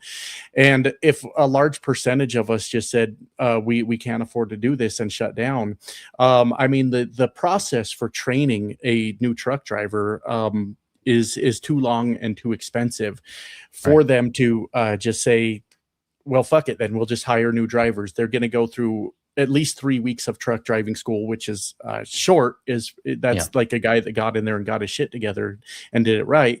And then he's never drove a truck before. He goes through trucking school. Then he's going to spend, depending on the company, anywhere between a month and 3 months with a trainer before he's ready to go solo. And the option is to get your shit together and do the right thing, or spend however many months training a whole new workforce. Yeah. Oh, Carlito says only 3 weeks. Yeah, it's a shit show. 3 weeks to train a person to get them a CDL, and then I'd say at very least another month of being with a trainer out on the road before they're ready to drive. So we're pushing 2 months to train an entire new workforce. Who's going to cave first on that? Really, the truck drivers or the corporations out there? It's going to be them. It's going to be them. So. Yeah, it's going to take a lot of fucking balls from a lot of people. I understand the paycheck to paycheck living, but we either do or we don't at this point is where I'm at. Yeah. No, I totally agree. Long-winded responses from me today, huh? So here you go. You got a new member. Oh, thank you very much, Lileto. I'm just as bad of names as you are. So, but yeah, I appreciate becoming a member to my channel. Like I said, I'm really bad with names. I mean, in my videos, you notice that I have different backdrops from the community, and I'm getting backdrops from places in Canada that I've never heard of before, and I'm always Googling to find out where they are. And some of them, I totally do not know how to pronounce. And like today's video, I think one of them, the person who submitted it to me, they know I can't pronounce the name, and they actually told me how to pronounce it. And it was like the person's like, all you have to do is say Kitty Vitty, and that's all it is, and that's how it is. So the Right. city or the town that I showed was called Kitty Vitty, and that's in Right. Canada. So Oh, okay. Okay. yeah. Yeah, and YouTube fucked around and changed everybody's name to their handle.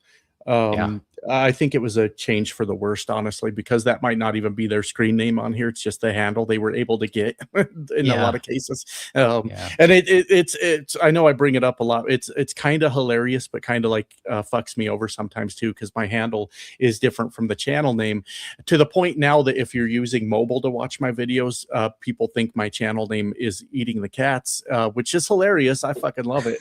But it's not my channel. Don't eat my cat. Yeah. Yeah, yours is safe. Yours is safe. Right. Speaking of, there you go. Treats for the cats. Oh, thank you, Arbutus. I'll make sure the cat gets something. The treats, I have some treats right now handy, so then that way if she starts acting up, I can just drop it on the ground and she eats. But she's kind of just chilling right now, so yeah, seems to be okay. But thank you for the 5 for the treats. Got to get her some of that good catnip, the good shit. Yeah. And here you go. You got another. Yeah. Thank you, CanMath. So CanMath is appreciate the 25 Hong Kong dollar. The day he snuffs it'll be tacos and beers on the rooftop. Yeah, I think it's going to be a huge celebration, to be honest. I mean, whenever that day comes, everyone's probably just going to be sigh of relief, I guess, right? So, yeah. But thank you, CanMath. CanMath is actually Prof K in our Discord server, so I think it's one of our moderators. Oh, okay. Okay. Yeah. Yeah, I wish I was a little more active on the Discord. I'm just so exhausted a lot of the times, and I hate to get in there and like jump into a conversation and then like get tired or pass the fuck out.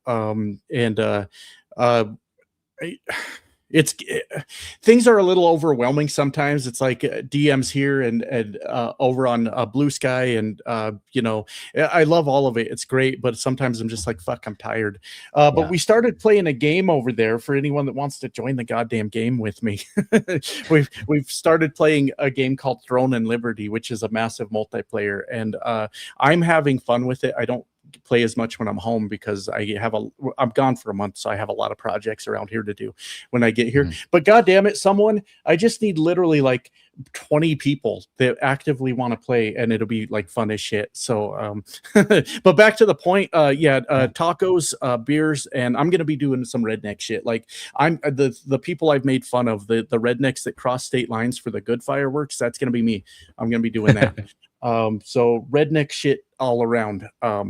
I agree, CanMath. I agree with all that. On to the next. You ready? Yeah. Okay, cool. This one is for you also. Oh, thank you, Mark Piran, for the 20 Canadian. Keep up the good work, guys. I watch your video every morning while I pretend I'm working. Thank you, French. Thank you very much for the support for both of our channels. Appreciate it. Yeah, absolutely appreciate it. I pretend I'm working a lot too. So yeah, I get it though. You know what? That's a good way to like stick it to the man a little bit too, though, is be a little less productive. Maybe have a project take a little bit fucking longer. Maybe suck up some resources. Like if you can't, you know what? That might be a good compromise there. Guard the Leaf. If you can't do the protest, what are we calling it? The strike that we believe is May 1st, and I'm going to follow up on that. Then maybe just half-ass your job that day. Show up and get paid, and like do the bare fucking minimum. If you have to go to work, you could protest a little bit that way. How about that? Is that a good compromise, everyone? I'm watching the comments over on this side. Is that a good compromise? I think it's a brilliant idea. I mean, if you really can't afford to not leave work, I mean, this is not advice, but what I would do is just kind of go at like a quarter speed. Yeah, and let's carve out some exceptions here. If you work in the medical field, maybe Yeah. maybe Medical might be, it's different, right? But I yeah, mean, but if you're maybe working for one of the big billionaire companies, I would be like going at like 25% speed.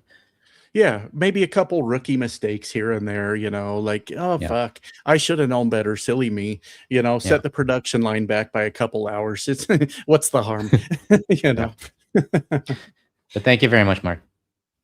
Yep, appreciate it. This is on my side, CanMav. Appreciate it. Donated to Guard the Leaf. Now one for Josh. I appreciate you, man. Thank you for that support. Yeah, I appreciate it. Thank you for the support to both channels. We built these channels together, man. It's been a pretty awesome ride doing I that. think it was really cool that both of us hit 100,000 on the same day.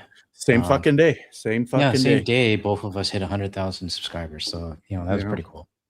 Yeah. Yeah, that was cool. It was a rough day for me, Guard the Leaf, because I woke up that morning and I had like 99,997. I'm like, today's gonna be my fucking day. I can't believe it. Yeah. And then I refreshed down to 995. I'm like, fuck. Okay, it's only 5 subscribers, right? Then I refresh 998. Motherfuck, we're so close. Yeah. Then I refresh 989. Fuck my life. And literally it took till like 11 o'clock that night. I was chilling in the truck and I was like, you're really gonna make me wait till tomorrow. This is fucking absurd.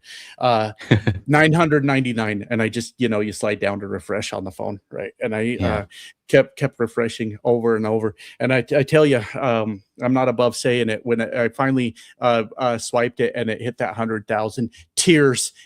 I wept in my truck. I'm like, oh my God. Yeah. Wild shit. It was crazy. But I was asleep when mine happened. So I woke up the next sucked. morning. Yeah. It happens. So, I mean, but Mm-hmm. it's a cool milestone that I think it was even cooler that we both hit it on the same day. So Yeah, absolutely. That was awesome, man. That was good. Yeah.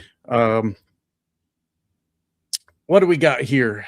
This is my side, Piper, with thank you, Josh. Sorry, it's not more. Thank you for the support. Don't apologize that it's not more. Please.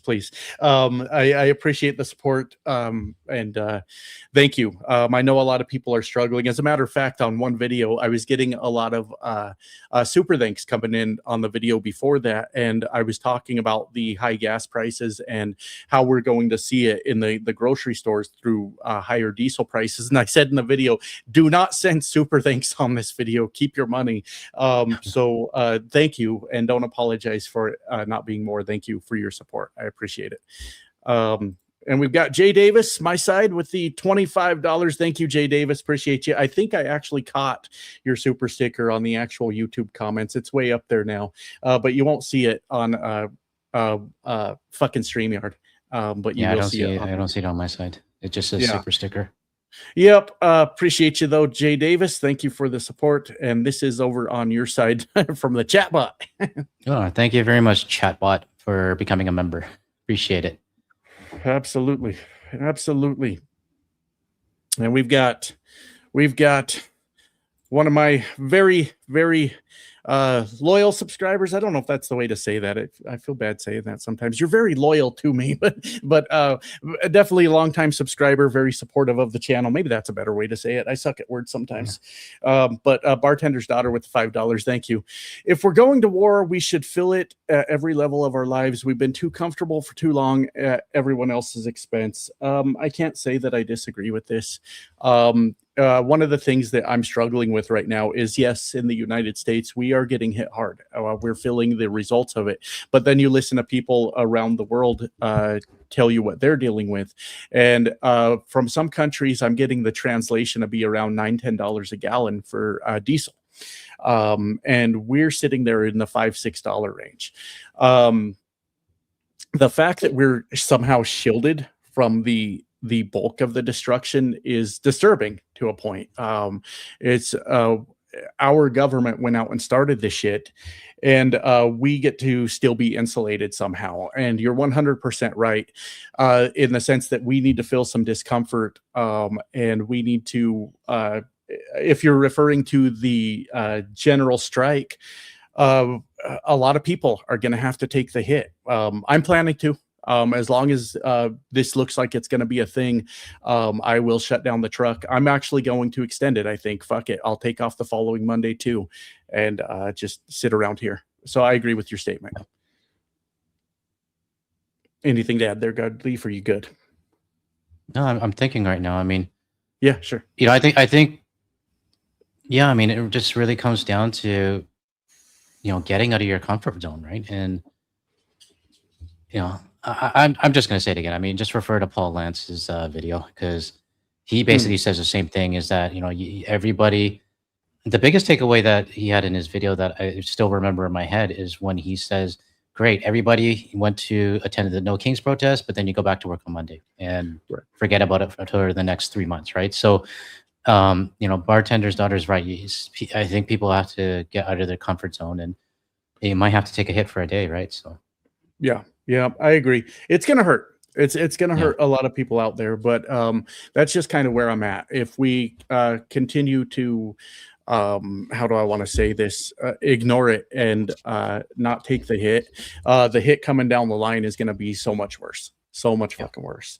And I say that as an owner operator truck driver. I have weekly bills that have to be paid to keep my business afloat, and I'll shut it down. I will be here as long as this is going to be a thing. I'm going to follow up on it, and this all looks legit to me. I'm going to be pushing it on my channel. Like I said, it's going to be a tough thing for me, but I do know of a few subscribers that have been around my channel for a long time, that I trust, that I've got to know. I'm not going to name names on here, but if like 2 or 3 people that I've got to know on the channel reached out and said, I can't afford to take this off, then we're going to have a conversation. Hey, what are you losing out on that day? I can only afford to fund 2, 3 people.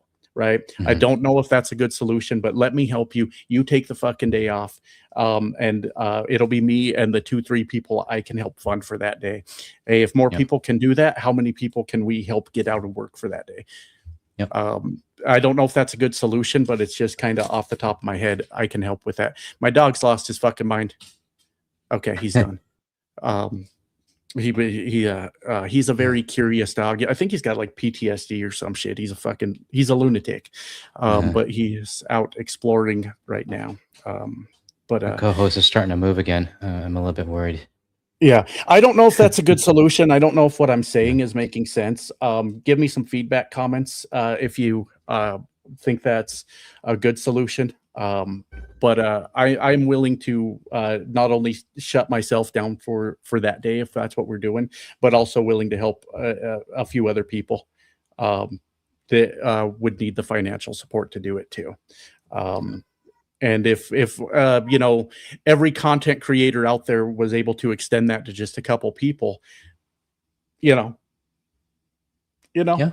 might be something. That might be something. But the discomfort, we're going to have to feel it if we're going to make a point. So on to the next, because I'm going to get real long-winded with that one. This is coming from your side. Arbutus again with a 5. Appreciate it. What is better, eating a day's pay or watching your country crash and your job gone for good? It's a good point.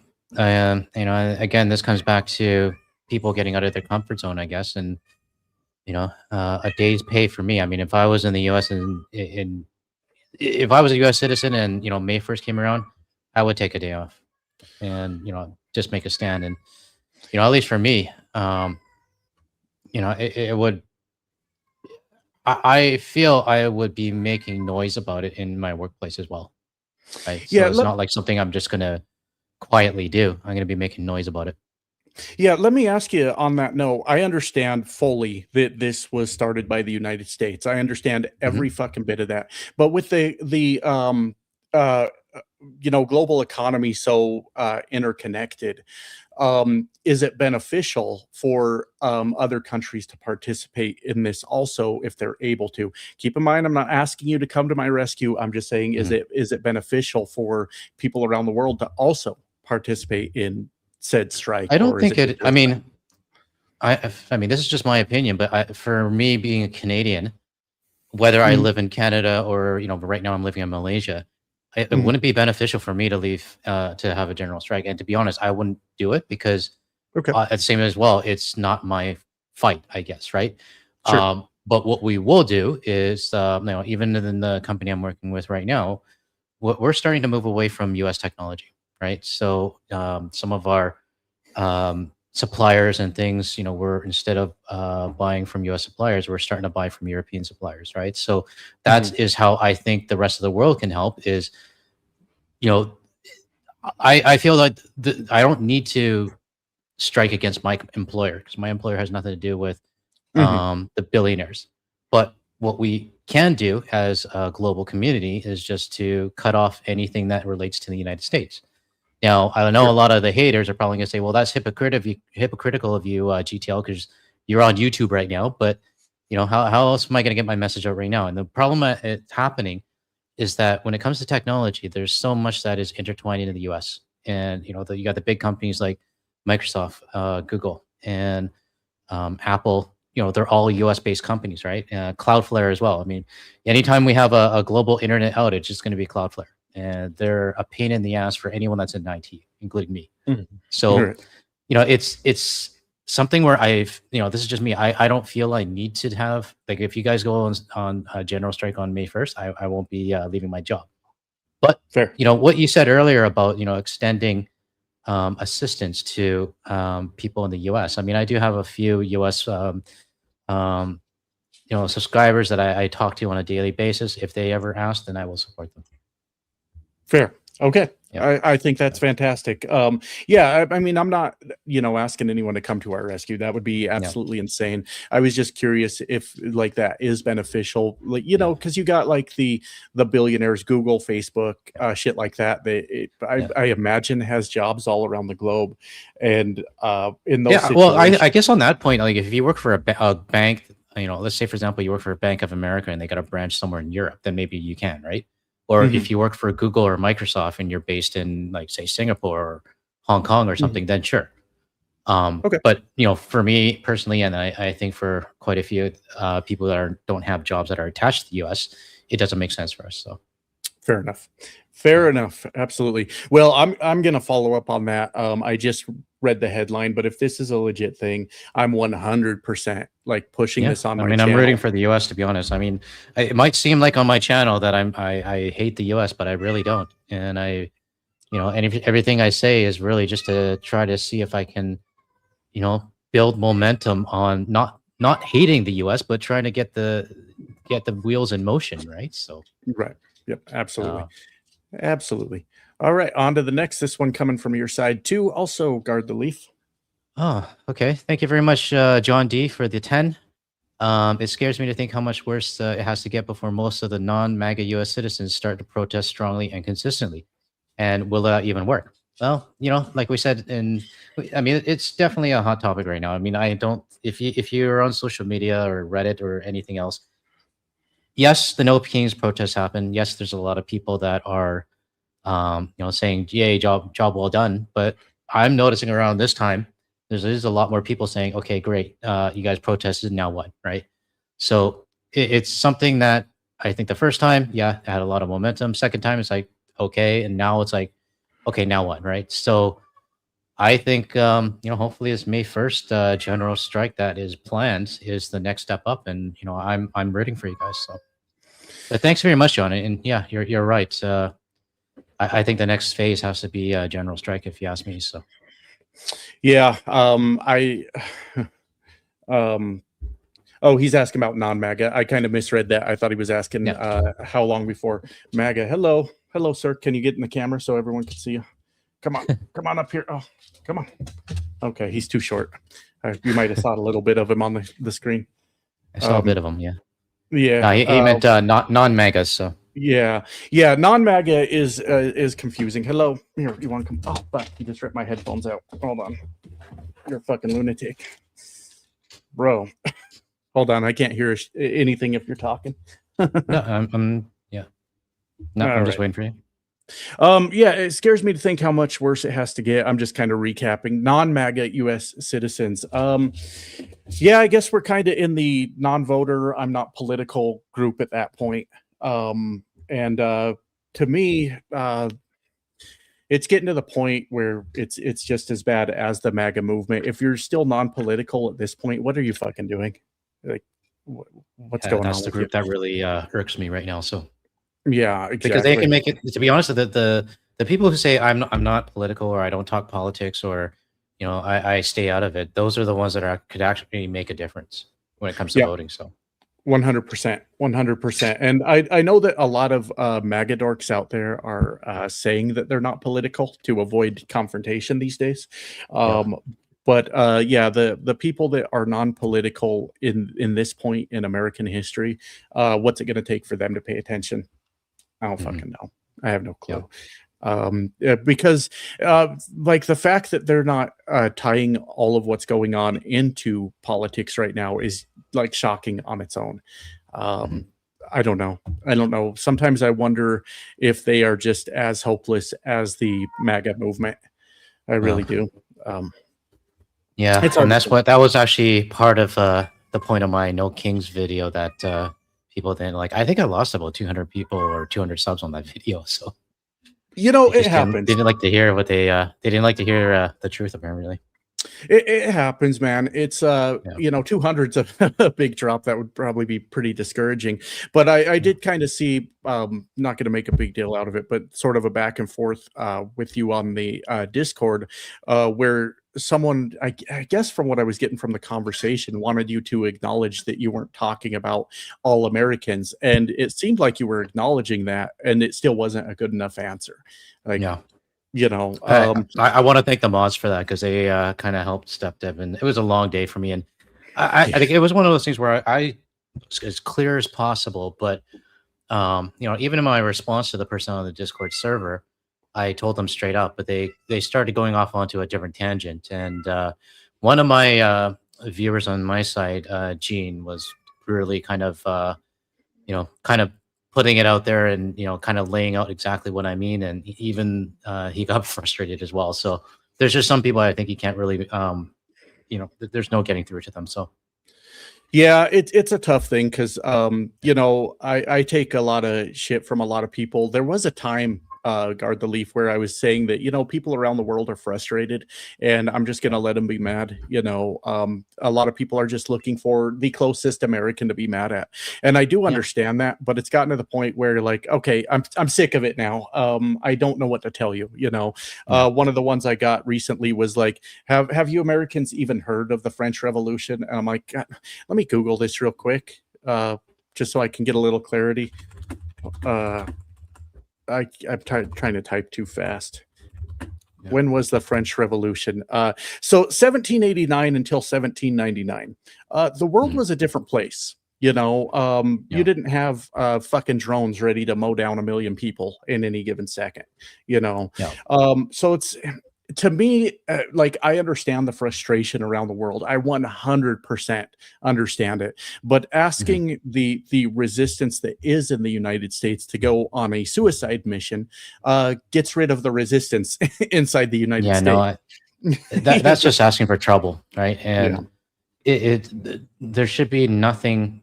I mean, this actually brings up a point. There was another person in the Discord server that just wanted pure violence, and this surprisingly, this person was from Canada, right? And he voluntarily removed himself from the server, and I told him, I'm not standing for this. No, nothing, none of my videos. I condone it. I do not expect any U.S. citizen to go violent in the U.S. And Mhm. it's not the right thing to do, right? And unfortunately, there are people on both sides of the border that believe that violence is the only way, but Mhm. it's not, and it's just going to cause more problems if you ask me. So I don't think getting the people killed that are opposed to Trump is a good solution because yep, like we're not here. That's just one less roadblock to everything yep, going on. yep, So I've gotten to the point where it's like getting a little bit frustrating because like the questions about what have you done, and it's like, well, I could go through a whole fucking mhm, list of things that I've done. Um, in a non-violent way, off the top of my head, I sent $1,000 of my own money to I donated it to Gavin Newsom's Prop 50, which fought back against the gerrymandering they were doing in Texas. And the gerrymandering has backfired massively as far as we can tell. We haven't got to the midterms yet. But their gerrymandering of Texas looks like a complete failure because they were betting on the Hispanic vote showing up for Donald Trump again. Well, it turns out when you start kidnapping people's grandmothers, you lose them. They don't like it. Yeah, you lose them as voters. So, I mean, that's just one example of that was a major win, and that's not to say that I'm, licking the balls of Gavin Newsom. People get that all fucked up. This particular move by Gavin Newsom was a good one, so, and I could rattle off a whole list of everything I've done. And when I do, still not good enough. Still not fucking good enough. I just offered to fund 2 to 3 additional people on top of myself to fucking participate in this general strike. I mean, I think it comes down to the fact that, everything is happening within the United States right now. And it's gotten to that point, especially with the Strait of Hormuz being closed. It's now affecting the rest of the world. Right. And, for me, I technically, I am on the outside as well.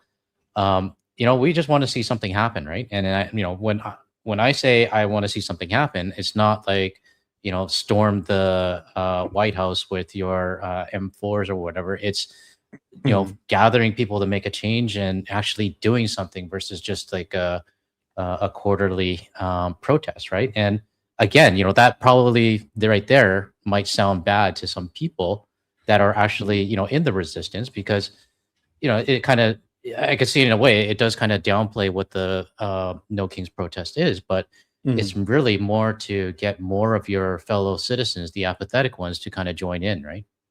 Yeah, exactly. So, and that's why if we're going to do this fucking general strike, even for a day, that will be actual fucking action. That will be us actually responding. So like I said, I'll keep an eye on it, and if I can get to the bottom of this is a real thing that's going on, because I'm so nervous of the internet these days.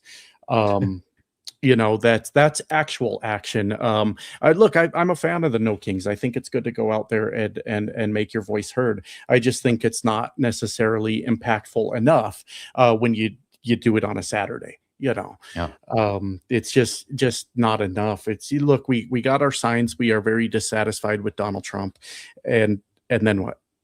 Do you think he gives a fuck? I think he was golfing. I think he was golfing at the time, so he pretty much just ignored the whole thing, right? So, right. I think it hurt his ego, like the first one, maybe. And then after that, like he's like, oh, who gives a fuck? So moving on to the next comment. Let's see. Emma with the damn it. That's my lucky number right there. Every time I start seeing that come up, I know it sounds weird. Yeah, but I start seeing it come up in huge numbers, and a lot of shit starts to change. I know that sounds fucking strange, but here I see it again for like the third time today. So you're talking about like repeating numbers, right?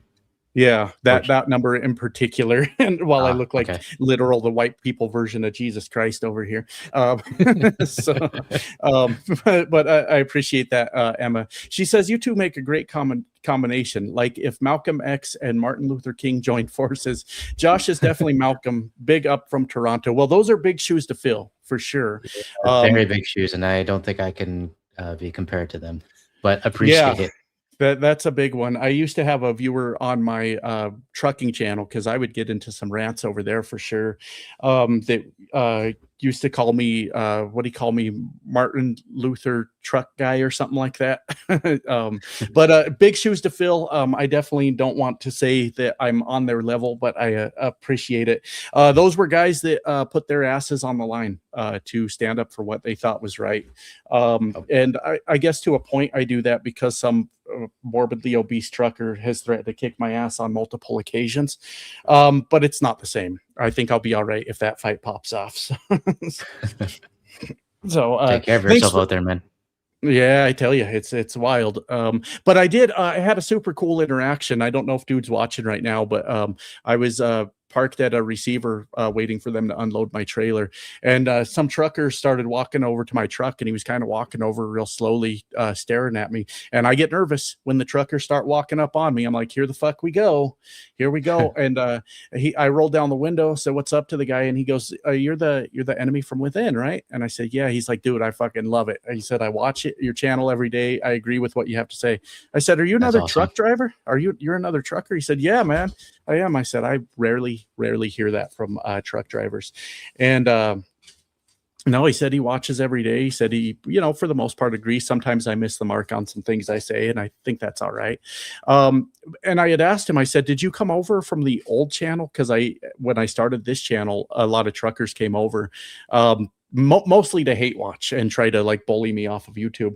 And the cool thing about it is he had no idea about the old channel. He's like, there was an old channel. So he just naturally found this channel, and he's a truck driver also. Nice. So that was really cool. That was a really, really cool interaction, because when the trucker starts walking up on my truck, I'm like, fuck, is this it? we about to do this thing? So yeah. Your industry. Yeah, exactly. But thank you, Emma. We have I can't speak for both of us, but I have a long ways to go before I'm anywhere near the balls that those two gentlemen had on them. So ditto over here. Yeah, a long ways to go. We got Renee with the $5. Thank you, Renee. Appreciate it. And she got one on your side also. Thank you very much, Renee. Really appreciate it. Oh my fucking God, my vape is dead, and I don't have a charger near me. Let me see if we got one. Tell you what, let me pop this up on the screen, and I need to go find a charger because I'm an absolute lunatic without my nicotine. So I'll be right back. Okay. All right. Thank you very much, John, again for the 10. It's for Josh, but he just took off. I'll read it out anyways. Josh is showing me a lot of shorts of U.S. dash cams accidents, most recorded by truckers. Holy shite. Why don't people in the trucks can't stop on a dime? Everyone say out safely. I've actually seen a few of those as well. Like dash cams, people, they'll brake check a semi truck. I mean, what are you thinking when you're brake checking a semi truck? And I don't understand it. I mean, it's one of those things where you're not gonna win. And if you're in a truck and you could decide to cut in front of or if you're in a car and you decide to cut in front of a truck, you're not going to win that. So Josh says, if you can hear me, this one it's for you. I don't think he has his headphones on.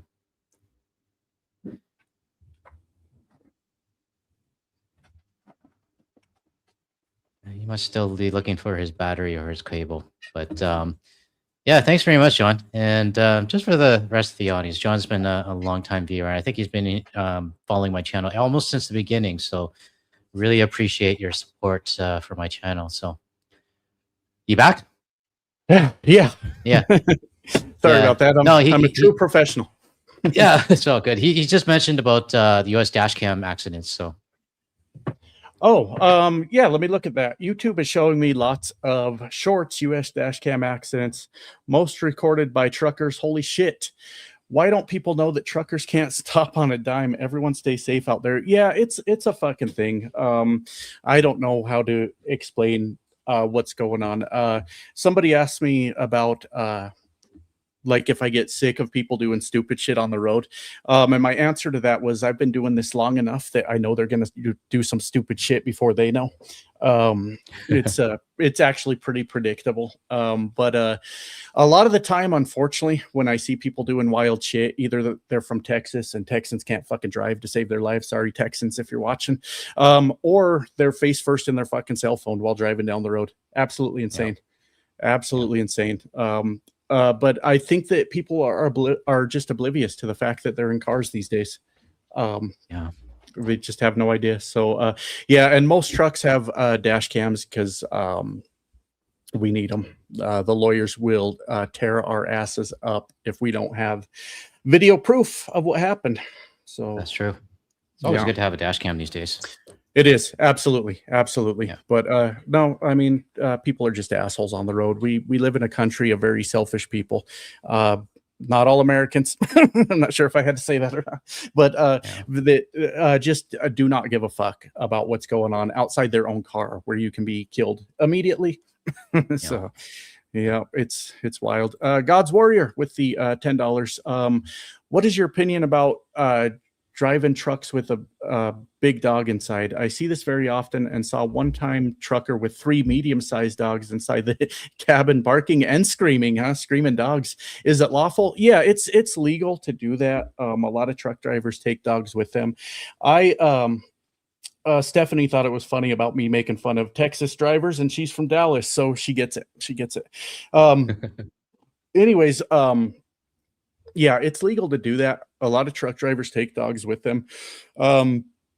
I took a dog with me once. It was about the dumbest fucking decision I'd ever made in my life. Of all dog breeds I decided to take on the road with me, I took a husky. Huskies do not like being closed up in a small room. And he was a full-grown husky that thought that it was okay for him to ride on my lap while I was driving. Anyways, the husky got kicked off the truck quickly. I said, I can't have you here. But yeah, it's a lot of work to take a dog with you on the road. You got to stop and let him go to the bathroom. I am kind of getting like half tempted to take one of the cats with me. Loki is our cat. He's a Maine Coon. He's a big boy, and I just absolutely adore him. And I know big masculine men like me aren't supposed to say that the cat's fucking cool, but I think he's awesome, and I'm trying to talk everyone into letting me take the cat with me. I think he would love that he could climb to the top bunk and, like, ride in the windshield and watch outside and stuff. But that'll be a good road trip for him. I can't let Renee's asking to see the cat. I can't let the cat out because the dog's a lunatic. They have to be isolated from each other. So yeah, anyways, yeah, it's legal to do so, but it's a huge pain in the ass also. So it's not for me. We've got, check this out, both channels, Monkey in the Works, new membership. Thank my you, channel, Monkey in the Works. Monkey in the Works, new membership, your channel. Thank you. Appreciate the support. Thank you. Appreciate it. Yeah, absolutely. Absolutely.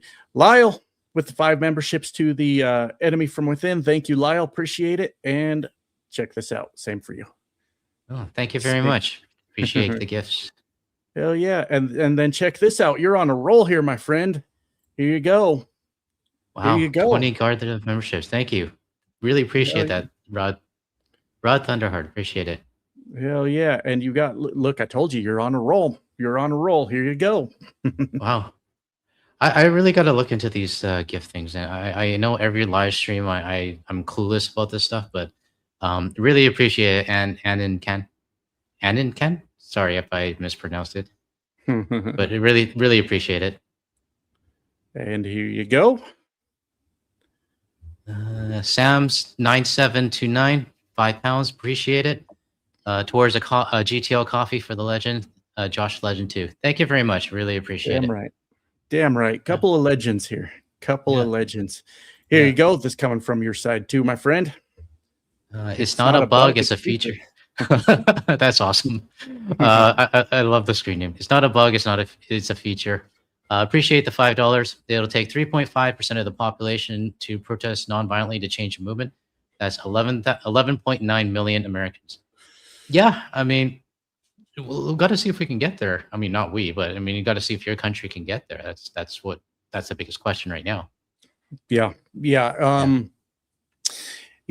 I don't know how we get there. I just fucking don't. And I think that it still kind of goes back to the No Kings. If we had 11.9 million people across America show up for the No Kings on a Saturday, I don't know that one makes a difference. I really don't. It's that at least one day general strike that we're talking about. I think that's it. I think that's the one right there. But how do we get 11 almost 12 million Americans to participate in that? To really send the message. I'm just not sure. I hope it happens, but I mean, it's going to take a lot. So yeah, absolutely. Mark with the $20 for Trucker Jesus. I appreciate it. Thank you so much for that support. I didn't know, not to talk about how I look, but I didn't know that like when I finally did this, I was going to have the Jesus look. I was pleasantly surprised. But Yeah, you haven't worn the hat in a while. no, fuck that hat. Don't need it no Yeah. more. Don't need it. I do have people ask me to put the hat back on, and I don't know if that's like an insult or they just missed the hat. I'm not real sure. Yeah. But I think it's great. I hope that it's effective. Like if I look like Jesus over here, will the fucking fake Christians finally start paying attention? I have no idea. I have no Yeah, just fucking clue. But I you appreciate it, can Mark. you can fool them and start preaching to them. They'll be like, oh, okay. So Well, I thought about that is I don't own a Bible, but yeah, I would actually need help, like a person to help me research things. But like opening the videos with some sort of scripture that is related to the video I'm going to be talking about, and since so many of my videos are like fly by the seat of my pants, like videos, it'd be really hard to do to have somebody yeah, help me research that. But like just to point out the hypocrisy, not yeah, because I'm religious, not any of that, but just to point out the hypocrisy, and stand there looking like fucking Jesus and, preach to them for a minute and then jump in the video about how they're fucking up. It would be, I don't know. I don't know if that'd be useful or not because they yeah, don't give a fuck about their own book. yeah, Like Rodney said, the Bible is vile. It can be. It absolutely can be in some points for sure. yeah. But I don't know how useful, how effective that would be. But it's more mocking their bullshit at this point. Like I need to finish setting up my how I used to record my videos in the truck, but I haven't Mhm. found the right gorilla tape to make it Yeah. work out. If it doesn't say gorilla, it's not the real shit. But I put a sticker on inside my truck that I showed in one of my videos that will be caught in that camera angle when I can set it up. Did you see the sticker, or do I need to tell you about it? No, I didn't see the sticker. No, I'll check Oh, in one of your videos. well, it's a picture of Jesus, with his hands out, and like above it, it says disappointments, and underneath it says like every one of you or something like that. It's just kind of call out the fake Christians because the fake Christianity is what's a huge part driving force of what's destroying this fucking country right now. Yeah, yeah. It's a real mess. Anyways, on to the next. This one's on your side. Guard the leaf. Well, another one from Rod Thunderheart. Wow, thank you for the 50 Canadian. I really appreciate it. Hail GTL and Josh. I'm a retired truck driver now concentrating on my book series, See Through Love. Thank you GTL for introducing us to. Thank you GTL for introducing all of us to Josh. Everything you say is 1,000% I agree, sir. Josh too. Don't normally agree, but but also love your stories. I really appreciate it. I mean, I'm not always right, and sometimes I do go on a bit of emotions, but I do my best to keep myself at least in check or neutral. But I'm just kind of expressing my feelings whenever I'm doing a report or an article, and it seems like it is resonating with a lot of people. So I'm glad you supporting my channel and agreeing with what I'm saying. So thank you very much, Rod. Yep. Yep. You don't normally agree with me always. Come on, Rod. I'm just kidding. I'm just playing with you. No, that's I totally accept that. That's sort of the nature of what I do here. Is hope for the fucking best. Hope I don't say a bunch of stupid shit and have to correct myself the next time. But hey, I appreciate the support nonetheless. And it made me think of something when he said he's a retired truck driver concentrating on his book series. I was a little off on this, but I thought that the author of Fight Club was a truck driver, so I Googled it real quick. But the author of Fight Club was actually a diesel mechanic, and he was writing it in between working on his job at a Freightliner in Portland, it says. So just a little piece of trivia, I guess. I always thought he was a truck driver, but he was a truck mechanic. And I was going to say, hey, there's plenty of truckers that wrote books, or at least one. But mechanics apparently Yeah. do Well, you can pretty write a good. book when you retire. You got Me? lots of content, I guess. Yeah. Uh, I'll hire a guy Yeah. to write it for me. I'm not gonna. That sounds like a lot of work, but that's what I thought of. But thank you, Rod. Sorry about that, Rod. Nonetheless, it is totally okay to not agree with me 100%. 100%. So thank you. Appreciate that. And we've got Rodney with the $10. Thank you, Rodney. Appreciate you. Leave a comment so we can respond, so we can rant and rave. Don't send another $10, but when you do, leave a comment. And Rod is not fucking playing right now. Holy shit. There you go, Guard the Leaf. Holy shit. Rod, what are you doing, man? Wow. Thank you very much, Rod. I really appreciate it for the 100 Canadian. He says, hey, I'm not a lumberjack or a fur trader. I don't eat blubber or live in... Oh, I know what this is. Or own a dog sled. I don't know Jimmy. I don't know Susie from Canada. Although I am certainly... I'm certain they're really, really nice. I have a prime minister. I'm not a president. I speak English and French. I'm not American. I know where this is from. Okay. Do you know where it's from, Josh? No. It's the Molson Canadians I Am Canadian commercial. Have you ever seen that before? No, I don't think so. I'll DM it to you later, because it's funny. When I started reading it out, I was like, I've heard this somewhere before, but then it kind of clicked in my head where this is from. But it's a Molson Canadian commercial, and this guy's named Joe, or is it Joe or something like that. But he goes off on kind of silent, a little quiet, and then it progressively gets louder to the very end where he screams, "I am Canadian." Oh, okay. Yeah, I'll DM you the commercial later. But thank you very much, Rod. I really appreciate the 100. I see a lot of commenters that are familiar with it also. But I got good news for you, Guard the Leaf. What? Rod wasn't done. Oh, what? Dude, what are you doing, man? Rod, Rod wasn't done. Rod, I really thank you for the 100. I mean, I'm gonna put some of this towards the co-host treats, and maybe I'll buy her a cat tower or something again. I pronounce about, not a boot. I can proudly stow my own country's flag on my backpack. I believe in peacekeeping, not policing. I believe in diversity, not assimilation, and that beaver is truly a proud and noble animal. It's a toque, not a hat. A toque is a hat. A Chesterfield is a couch. Don't tell me you have another one, Rod, because I know this is not finished yet. We'll see. I'll tell you kind of a funny story, a little bit of an embarrassing story even. When I after one of my first videos about the bullshit Donald Trump was polling with Canada, I gained a bunch of Canadian viewers off of that, as you know. And I was one of them. I was one of them. well, I thought I was being clever one day, and people were pointing out that I sound Canadian, apparently, that I have somewhat of a Canadian accent. I don't know if that's true or not. I'm not sure. But that's what a lot of people were saying. And I thought I was real clever in the next video.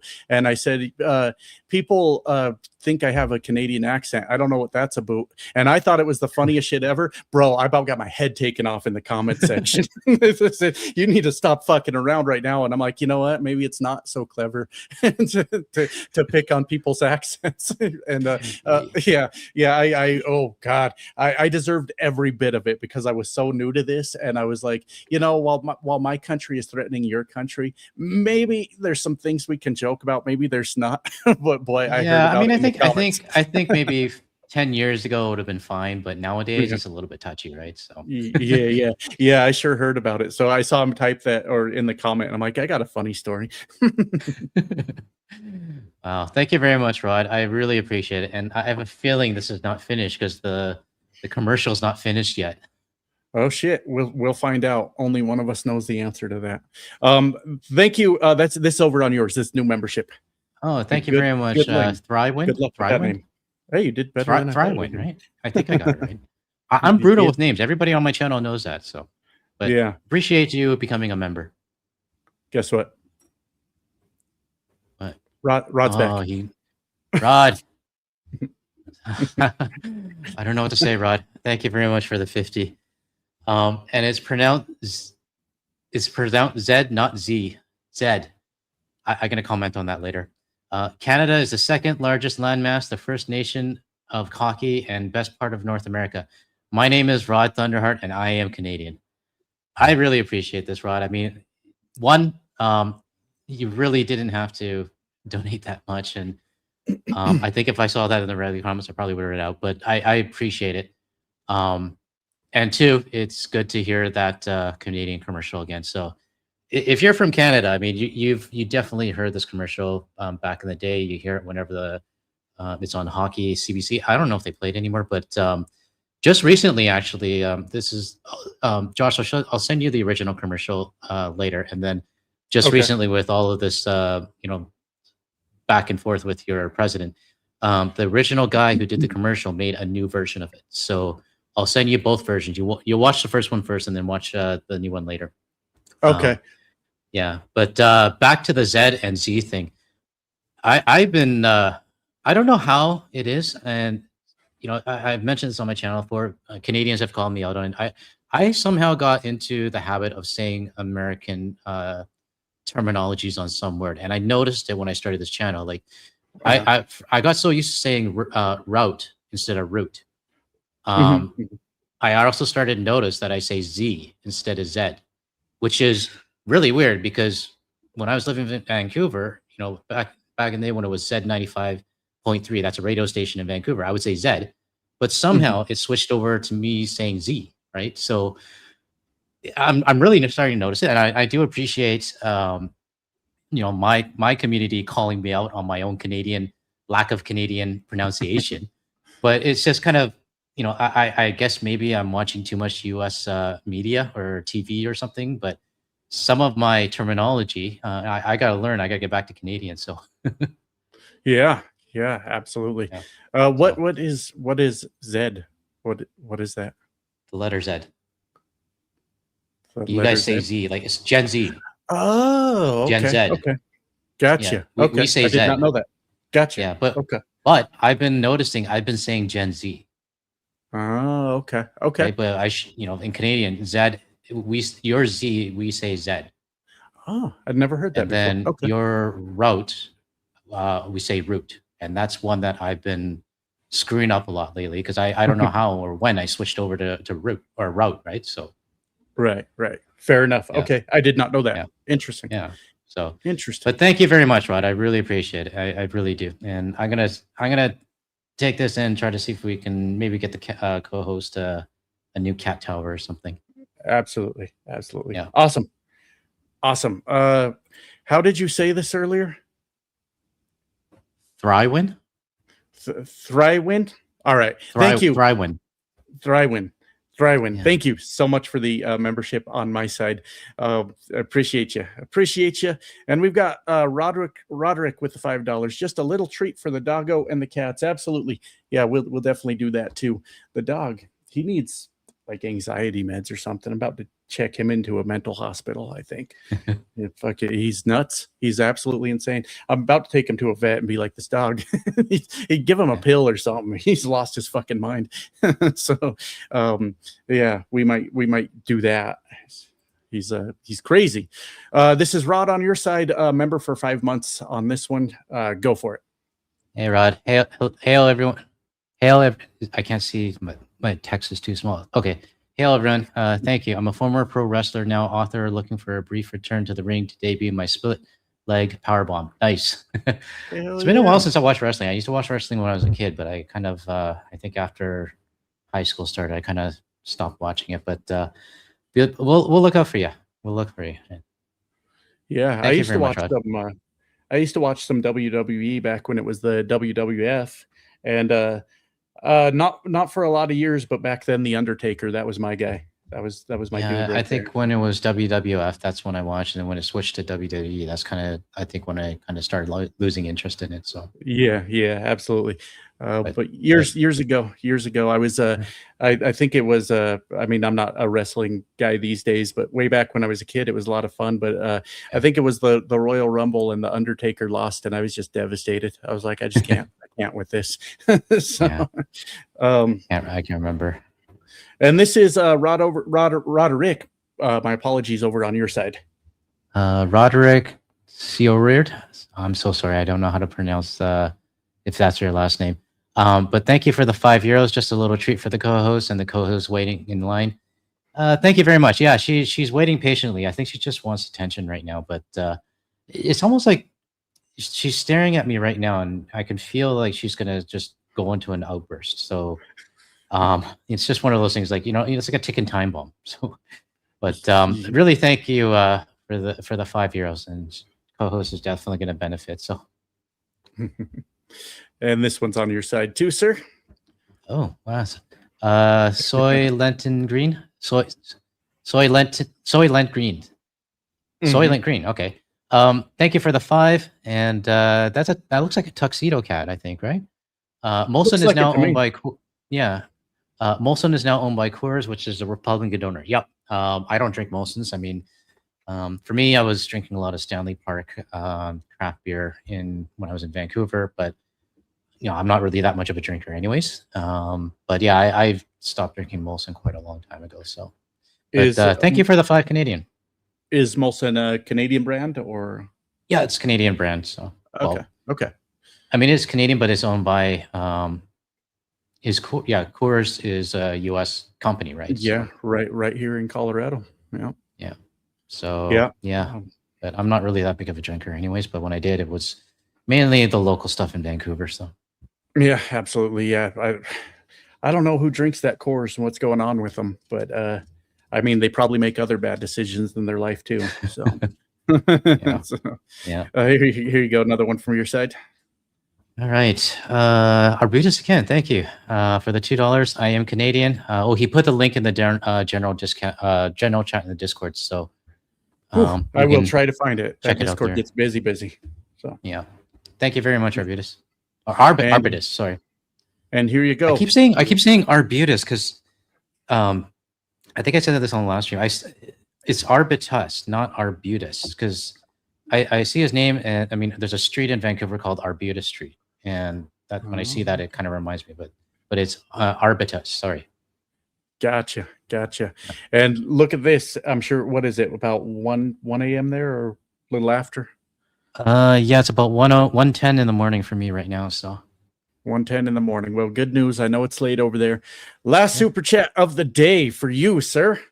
Well, Rod, what are you doing? Rod, you don't have to keep sending all this money. Hail GTO and Josh. Yes, Midnight Edge Canadian Paul Chato said that Z and Z needs to be looked at case by case because it's not ZZ top, ZZ top. Yeah, that's true. So yeah, but he says, yeah, I get it, but they're USA. That's true. I mean, if you're talking about ZZ top, you can't really call them ZZ top. It doesn't sound right. It would sound a little different. Yeah. So, but case by case is what we're going with. Yeah, but I'm really starting to learn. Like when I'm talking on my channel, I'm starting to realize all the words that I'm mispronouncing. Well, not mispronouncing, but I'm saying the American side instead of the Canadian one. So. Okay. Yeah. Cool. But thank you very much, Rod. I really appreciate it. And we've got one more for me, $2. And look, it comes with the pronunciation. Pronunciation. I have had to correct myself on how to pronounce pronunciation so many times lately. It's fucking embarrassing.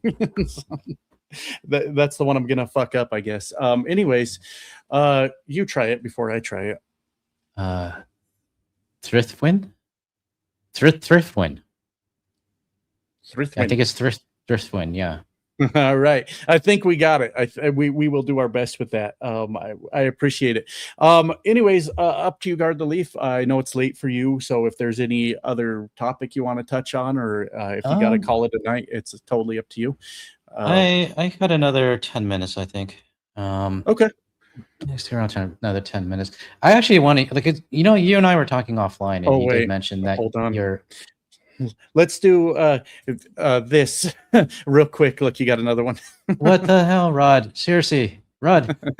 No, I'm gonna have to tell you to stop. Seriously.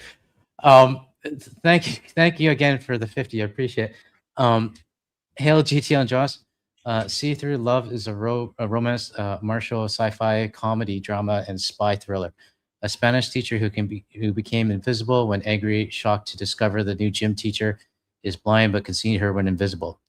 Reason Press. Yeah, this is a new. Is this a movie or a drama or? Maybe it's the book he's writing. Okay. Oh, okay.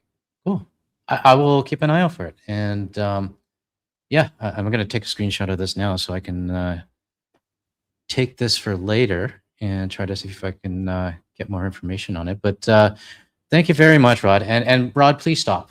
I appreciate it, but there really doesn't. I'm really humbled by it, but I do ask you to stop. And Yeah. you got Thank you, a though. $5 super sticker here too. Thank you, Darmu, for the $5 super sticker. I wish I could see it, but I can't Yeah. see what it is. But um, no, I can't. Yeah, you can't see what the super sticker is, right? Not from the StreamYard, no, unfortunately. Okay. So yeah, thank you. Appreciate that. So you were starting to say there's one more topic you wanted to go over. Well, no, because I mean, one of the things, I mean, you and I were talking offline about how, I was getting a lot of flack from, the Democrats and stuff. And you mentioned before that you're getting a lot from the international. Mhm. Is that still happening? I mean, the reason I want to ask is, I mean, I want to see, not how do I fix it, but how do I maybe explain where they might be coming from? Well, it was happening. I said in a video that I'm quite fucking sick of it at this point, and shockingly, it stopped. But Yeah. a lot of what I was getting was a lot of stuff like that. Like the Americans need to do something. And look, I agree. I Yeah. 100% agree with that. I understand your point fully. That there are not enough Americans doing anything. Hmm. But a lot of it is shit. When I start saying it out loud, a lot of it's probably me just taking it too fucking personal, like honestly. But when are you going to start doing something? The rest of the world is completely fucked because of you. And when a lot of us here because of you, we're like, well, I didn't fucking do anything. Yeah. And it's these calls to action to do something that's just going to get us thrown in prison or killed that are like, Yeah. maybe you're going a little too far with this. But it was a lot all at one time. And I'm like, fuck, man. I mean, I don't know what else you want from me. I don't know what else to do. Right.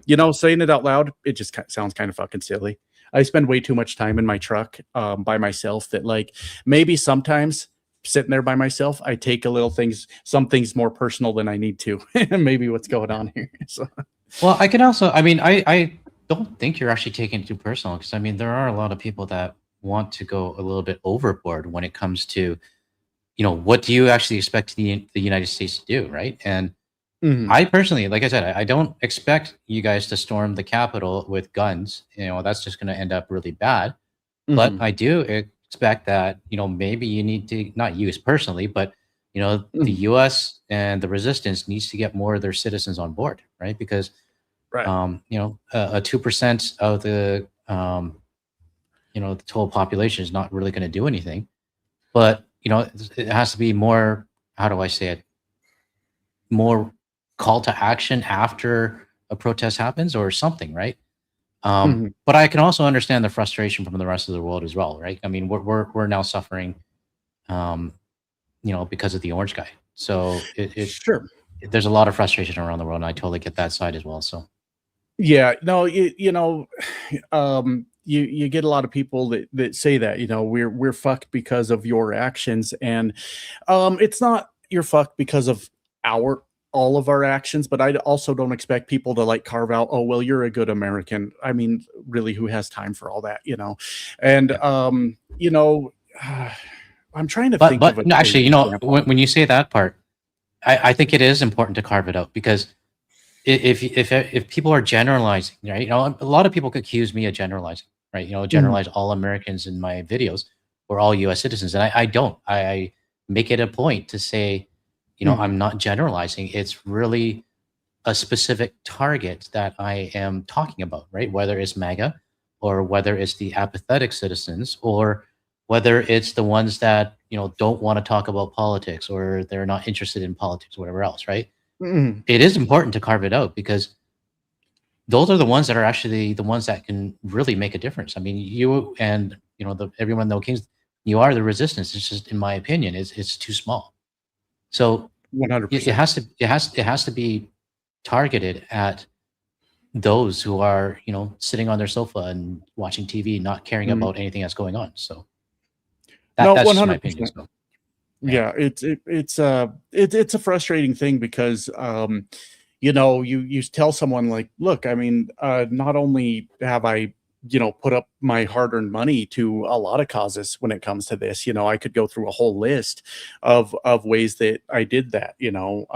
That's one thing, you know, putting up your money. I'm offering on this live stream and hold me accountable to fund 2 or 3 more people to participate in this Hmm. general strike that's supposed to happen. Those are all good things, you know, but it's also like, you know, I live in a truck for the most part. I have a house. I'm never here, but you know how long it takes me to break into a truck? Like I can open a lock truck in like literally like 3 seconds. Hmm. If you know how, it's super easy. So like not only that, it's like you put your ass on the line. Like the Trump truckers are like at least 90% of the industry, you know. Right. And it's like, man, you know, I'm putting my ass on the line already. I'm putting up my hard-earned money. I'd rather keep my money if I'm being honest with you.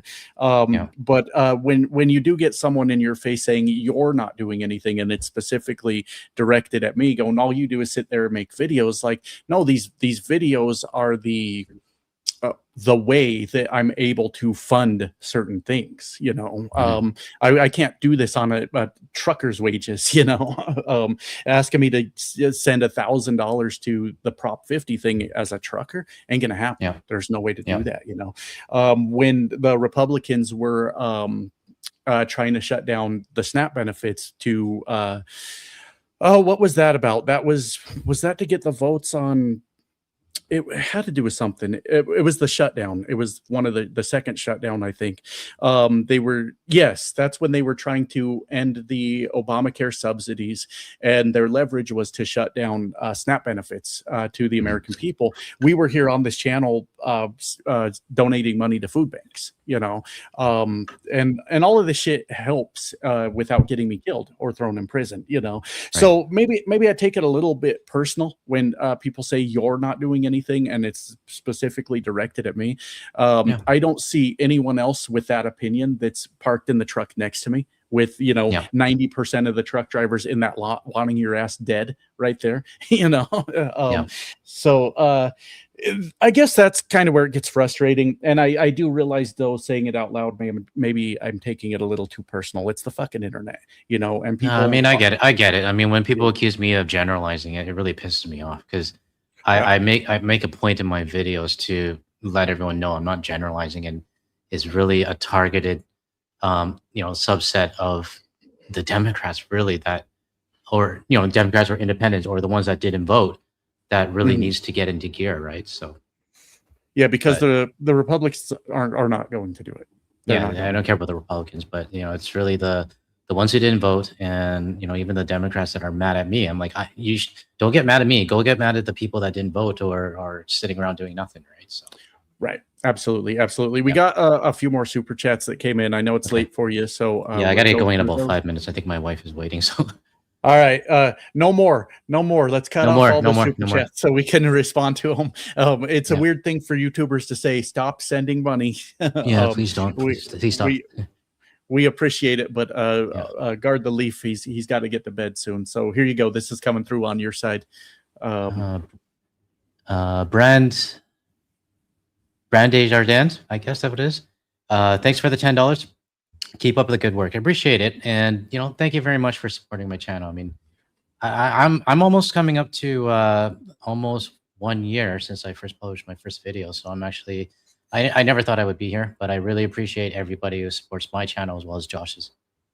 Yep, absolutely, absolutely. We, like I said earlier, we've kind of done this whole thing together, and yeah, we definitely got that interconnected audience over here. So definitely appreciate all you. And we got Yeah. Rod over here on my side with the member for 1 month. Hell, Josh, I'll get your side next live stream. Well, I appreciate all the support, Rod. I really do. Even to guard the Leafs channel, I'm not that jealous YouTuber that's going to sit over here getting grumpy. So it was good to see you, man. Appreciate all your support over there on the guard the Leaf channel, and appreciate everything, man. Here we go again. Win. I hope I got that right. I've probably Thriftwin. fucked it up this time. Now that it's not on the screen in Thriftwin. front of me. Yeah, that is on your side though. The $2. Oh, thank you very much. I thought it was on your side. Uh, nope. Nope, that's No? for you, buddy. Okay. Thank you very much, Thirstwind. And Stephanie, thank you for the gifted channel membership. I appreciate it. Thank you so much. Christy with the $5. Thank you, Christy. Appreciate you. And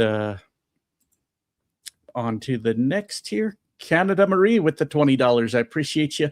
I can't see the damn super sticker. I wish StreamYard would catch up on that, but they just have not. So it just appears as a super sticker. And one of the funny things when I first started doing my streams through StreamYard, people would put up the Canadian flag on YouTube in their comment, and it would just say CA on my side. And I'd be like, I don't know what you're trying to tell me. And it was because YouTube wouldn't show it. And we've got Christy with the $5, adding to the strike fund. Me not working at the nonprofit won't make a difference. See, and this is what I'm trying to say. Thank you, Christy. I appreciate that. This is the point I was trying to make earlier. The fact that I'm able to fund things that go towards the fight, that go towards people, having food or Prop 50 or offering to fund a few people to stay home is because of the video. So when people say all you're doing is making videos, like, no, I'm like putting my money where my mouth is. Like, repeatedly I've done that. Yeah. So yes, Christy, $5, that will definitely go to that. I just need to keep an eye out for, a few trusted people that have followed my channel for a while, and I kind of hope they reach out and I could find a way to make sure that they follow through and don't just take my ass for $100-$200, Yeah. So I'm all for it. I'm willing to do that for sure. I will be sitting my ass at home. If this is a real thing, hell, I might just live stream all fucking day just to fucking hang out, We'll see. And hey, Rod, appreciate you with the $50 over here. Thank you, Rod. I thought we cut you off. No, I appreciate it, Rod. Hell, Josh, are you lucky enough to be pin to pin? Have you done decks? I'll send a video of how I wrap straps, which unwind automatically. Yes, I began to love long haul working for some hardware. Loved companies who Monday to Friday on road, but brought me home weekends. I would have to say there might be a disconnect in the terminology here. Pin to pin sounds a lot like drop and hook. Hopefully that's what you mean by that, Rod. And yeah, that's what most of my freight is for anyone that don't know. Drop a loaded trailer, pick up an empty one onto the next, instead of waiting for some disgruntled forklift driver to unload my shit. A lot of it's like that, but I am not a flatbed guy, Rod, at all. I've tried flatbed for a week and I fucking hated it. He says, yes, drop and hook. Yes, absolutely, Rod. Yep. Most of mine is drop and hook, and I'm sick to death of when I have a live load or live unload and they give me an appointment time. I don't like being told what to do, Rod. I don't like being told when to be somewhere. So when I do get those live loads and unloads, it's infuriating almost. But no, I was never a flatbed guy. Tried it for a week. It sucked. And credit to the guys that like doing flatbed. And the ladies, there's a girl on here on YouTube. I can't remember her name off the top of my head, but she's been doing flatbed forever. And she's throwing around these 100-pound tarps like they're fucking nothing. She's got more balls than I do out there doing that kind of work. Yep, wasn't for me. And he says, love companies Monday through Friday on road, but brought me home weekends. A lot of people like that. And I could probably do that because I come through here every week. I was originally going to try to take off a little more time at least when I bought my truck because it reduced my expenses monthly. But then the fuel prices went through the fucking roof, and I went, well, there goes that plan. I guess I'll just work till I'm dead, Donald. But you know what I learned is I kind of like trucking a lot more now than I used to because of the videos. I don't constantly have to worry if I'm going to get the good load every week or if I'm going to get the miles that I need. And I've kind of fallen in love with trucking all over again because I'm not so stressed out about how trucking is going to go. So I'm kind of enjoying being out there. And we've got one last one. We got to call it. It's getting late for Guard the Leaf. We've got, this is on your side for you, brother. Oh, thank you, Stephanie. Thank you both for your wonderful channels. Appreciate it, and appreciate the support for my channel as well as Josh's as well. So we have a lot of interconnected audience members, and glad to. I think that also accounts for the Discord server as well. So there's a lot of people joining the Discord server, finding your channel, and vice versa. So Yeah, absolutely, absolutely. yeah, Yeah, it's been fun doing this alongside with you. It's been one hell yeah. of a journey. Um, Well, we'll have to do this again yeah, in April. And what I'm wondering right now is what more shit's going to go on between now and the next time we talk. yeah, and it may be that May 1st instead of that weekend, because if this strike's actually popping off, if this is happening, then that's when I'll be shutting down. So No problem. I mean, whenever you're ready next, I'm just really curious. I mean, there's a lot can happen in the next 4 weeks. So yeah, yeah, yeah. absolutely. All right. With that said, it's getting late for Guard the Leaf. He's got shit to do, got a job and all that. So we should call it right there. All Appreciate you right. guys all hanging out. Always a good time. Sorry we Yeah. can't read every comment. That's always been a frustration of mine that I haven't been able to do that for a while, because I love having the audience, but I miss the days where I could read every comment and interact with everyone. Apologies if Yeah. I did not get to yours, but thanks for dropping by and hanging out with us. Yeah. Thank you very much, everybody. And really happy to see a lot of familiar names in the, it's really happy to see a lot of familiar names in the comments. I'm really starting to get tired, I think. So Yeah, I can yeah. barely talk, but glad to see everybody here and a lot of familiar names. So yeah, thanks very much, everyone. All right. That's it. All right. Love you guys. Bye Thanks, now. everyone. All right. Bye.